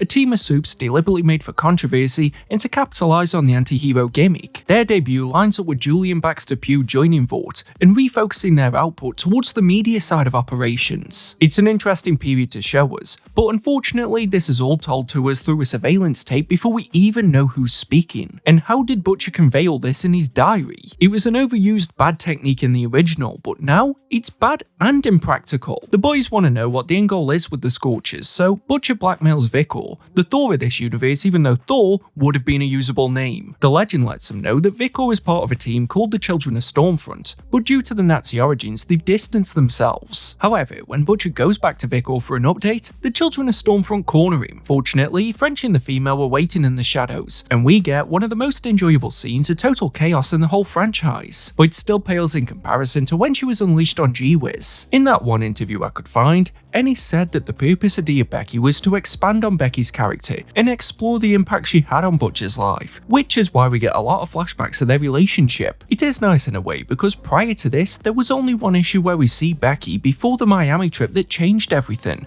but that added to the tragedy. The fact that we had such little time with this woman that lived up to everything that we knew about her made losing her feel even more cruel. If I'm honest, none of the scenes here with Becky told me anything new. She's compassionate, she sees good in Butcher, she stabilizes him emotionally. We knew all of that already. This treading of water extends beyond Becky because there's even a moment where Huey is shocked to discover that Butcher wanted to exterminate all Supes, as if he wasn't the one who discovered that plan, was told why by Mallory, and stopped that exact plan single-handedly. And what is new here ruins what we already know about Butcher. He keeps saying he cheated on Becky, but because this is written from Butcher's perspective, it comes across as an accidental retcon as the comic never elaborates. We know Butcher's a bit of a shagger, so is he talking about the women he slept with after Becky died? Is it a metaphorical cheating on the memory of the man she believed he was? Or is it genuinely implying that Butcher cheated on Becky while she was alive? Because if it's the third option, that fundamentally changes one of the most important relationships in the entire series, and the story doesn't explore this whatsoever.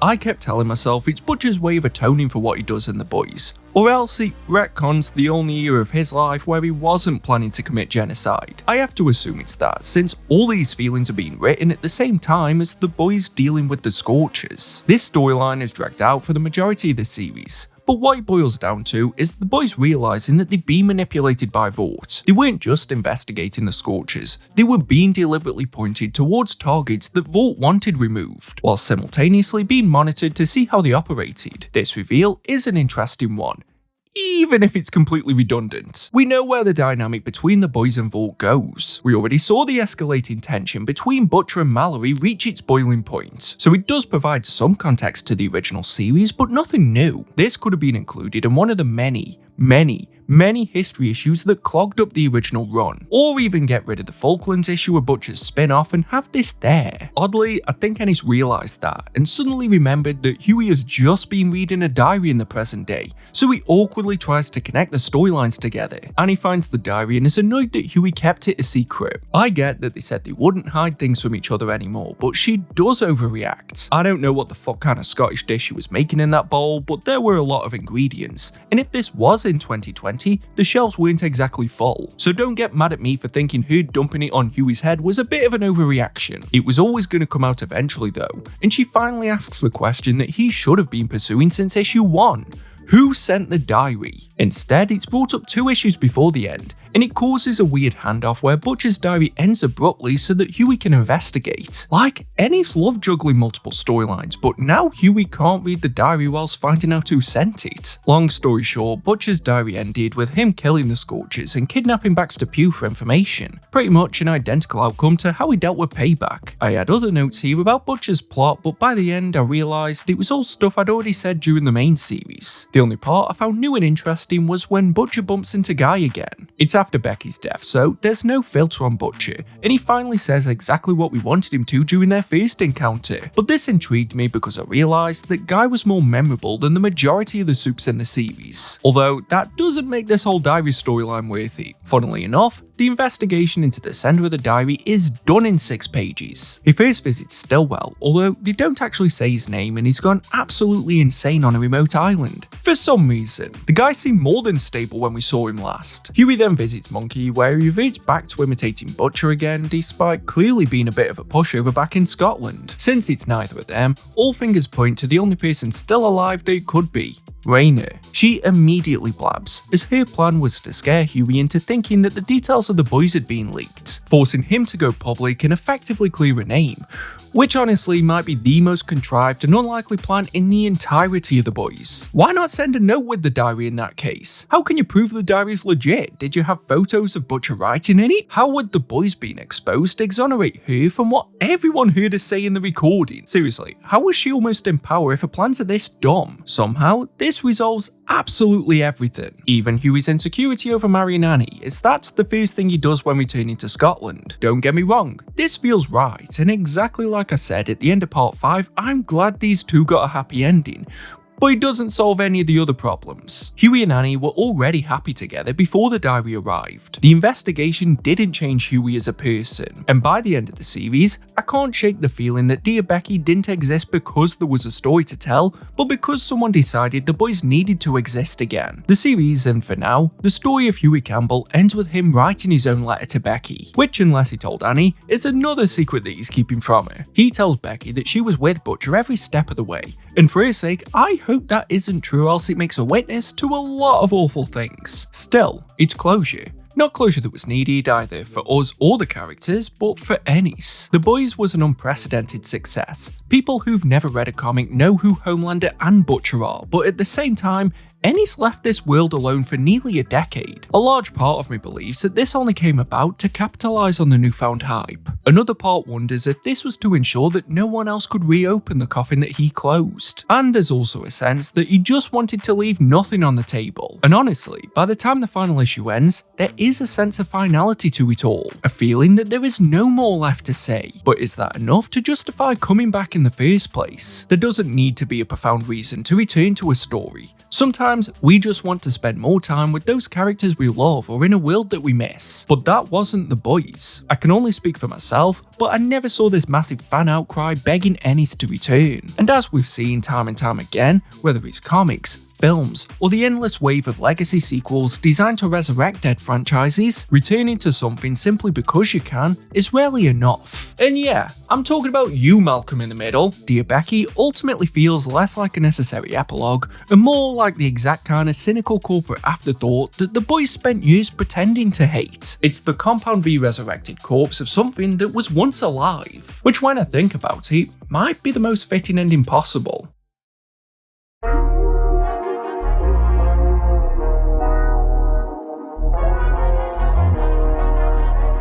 So was The Boys the ultimate damning middle finger to the superhero genre from Garth Ennis? No. If anything, it existed as the genre was just about to enjoy the largest boost in popularity that it would ever see. But what if that wasn't Ennis's intention, and instead it was his attempt to evolve superheroes? It's a shame though, because it's that glimmer of ambition, the Trojan horse of progression masquerading as mockery that often causes The Boys to fall flat, and ultimately have this reputation as a juvenile book that's often the punching bag for the comic fandom. The superheroes quickly become a one-note backdrop for painstakingly dull attempts at mature storytelling involving Vought, the Senate, and a 9/11 conspiracy that serves as nothing more than an edgy attempt at commentary without actually saying anything. And yet despite that, it never seems to know if it wants to be profound or lean into the absurdity, like the grotesque violence, the outlandish sex scandals, and the caricatures that litter the world. So my goal in this video was to understand the hate that The Boys comic has received and determine if that was fair. And unfortunately, there is a lot here that's hard to refute, but does that justify all the criticism?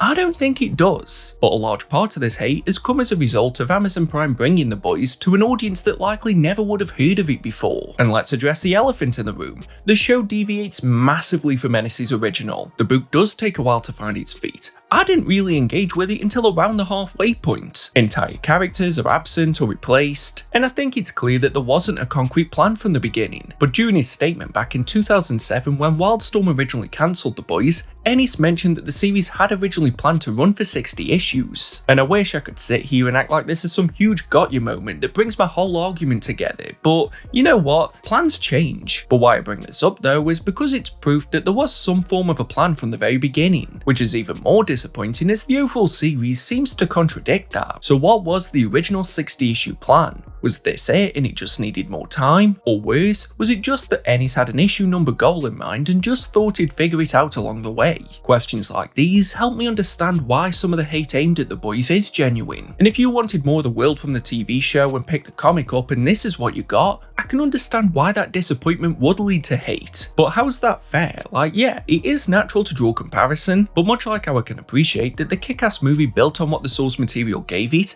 I don't then retroactively judge the comic for not being the same as what it eventually inspired. The Boys knows what it is. From page 1, it never hides from its brutal, grotesque tone. It's like that friend you've had from high school who's a bit of a knobhead. But when you think about it, they've always been a bit of a knobhead. That's who they are and they won't change. And The Boys is no different. So when the show debuted with the same concept, but promised a more focused and mature direction, for the most part, it's not hard to see why all the flaws of the comic would then be obvious to a first-time reader. The primary issue is that the comic isn't a superhero story. It's a detective crime mystery set within a superhero universe. It's more focused on the actuality of what a world where superheroes become modern-day celebrities would look like. That slower pace where we spend a few arcs with Butcher and Huey investigating C and D-list superheroes is nowhere near as compelling as Butcher fighting Translucent in the pilot, or Kamiko, Maeve and Starlight beating up Stormfront, or pretty much every scene with Anthony Starr as Homelander. But to go into the comic expecting that is like wanting Ennis to know the answer to a question that he hasn't even been asked yet. However, it's the response to the show that I feel gives hope to the comic, because criticism is a spectrum. I know for a fact that the mere title of this video is gonna draw in people that are gonna say that they always hated The Boys or that they never did, without even watching the video, because it's not a one-size-fits-all. So although the show is generally well received, there are still people who feels that it draws too many parallels to the real world, and leans too heavily into the political satire that will probably become irrelevant within a few years, which is where the comic could shine once again, because when it does get it right, there is a lot to enjoy here. The over-the-top violence, mocking of the comic industry, and deep lore that often eclipses the story it wants to tell is likely to be something of a palate cleanser to those who weren't happy with the direction that the TV show went in. So although I didn't enjoy a lot of what Ennis delivered here, to label it all as bad, or to pretend that the outlandish moments are all that we have here is disingenuous. And rather than jump on the hate bandwagon, just see if the comic is for you. Because even though I can't sit here and say it was for me, I can recognise how it would be a great time for someone else. That grotesque satire that's become the identity of the comic highlights exactly what it is that Ennis disliked about superhero comics. And by giving the world a superhero comic that many don't like, it puts the spotlight on what does work with superheroes. So maybe I'm being generous and thinking The Boys was an attempt to evolve the genre, but there was some success in Ennis' ambition that shouldn't be ignored, as in some way the hate it garnered could be because it tried so hard to subvert the genre, which is better than playing it safe and not making any impact at all. It's supposed to be grotesque, silly, and push the boundaries of what you're comfortable with. And to say that you hate it for any of those reasons is like saying that you hate Jurassic Park because there's dinosaurs, or you hate Fast and Furious because there's cars in it. To hate it for what it always was highlights that Ennis accomplished what he wanted to do. He showed us that a comic that does push the boat out in a different direction and doesn't sit within the tried and tested formula that oversaturated comics is vilified. So I'm gonna say it again, if you want to hate The Boys, hate it for what it does, and not what you wanted it to be.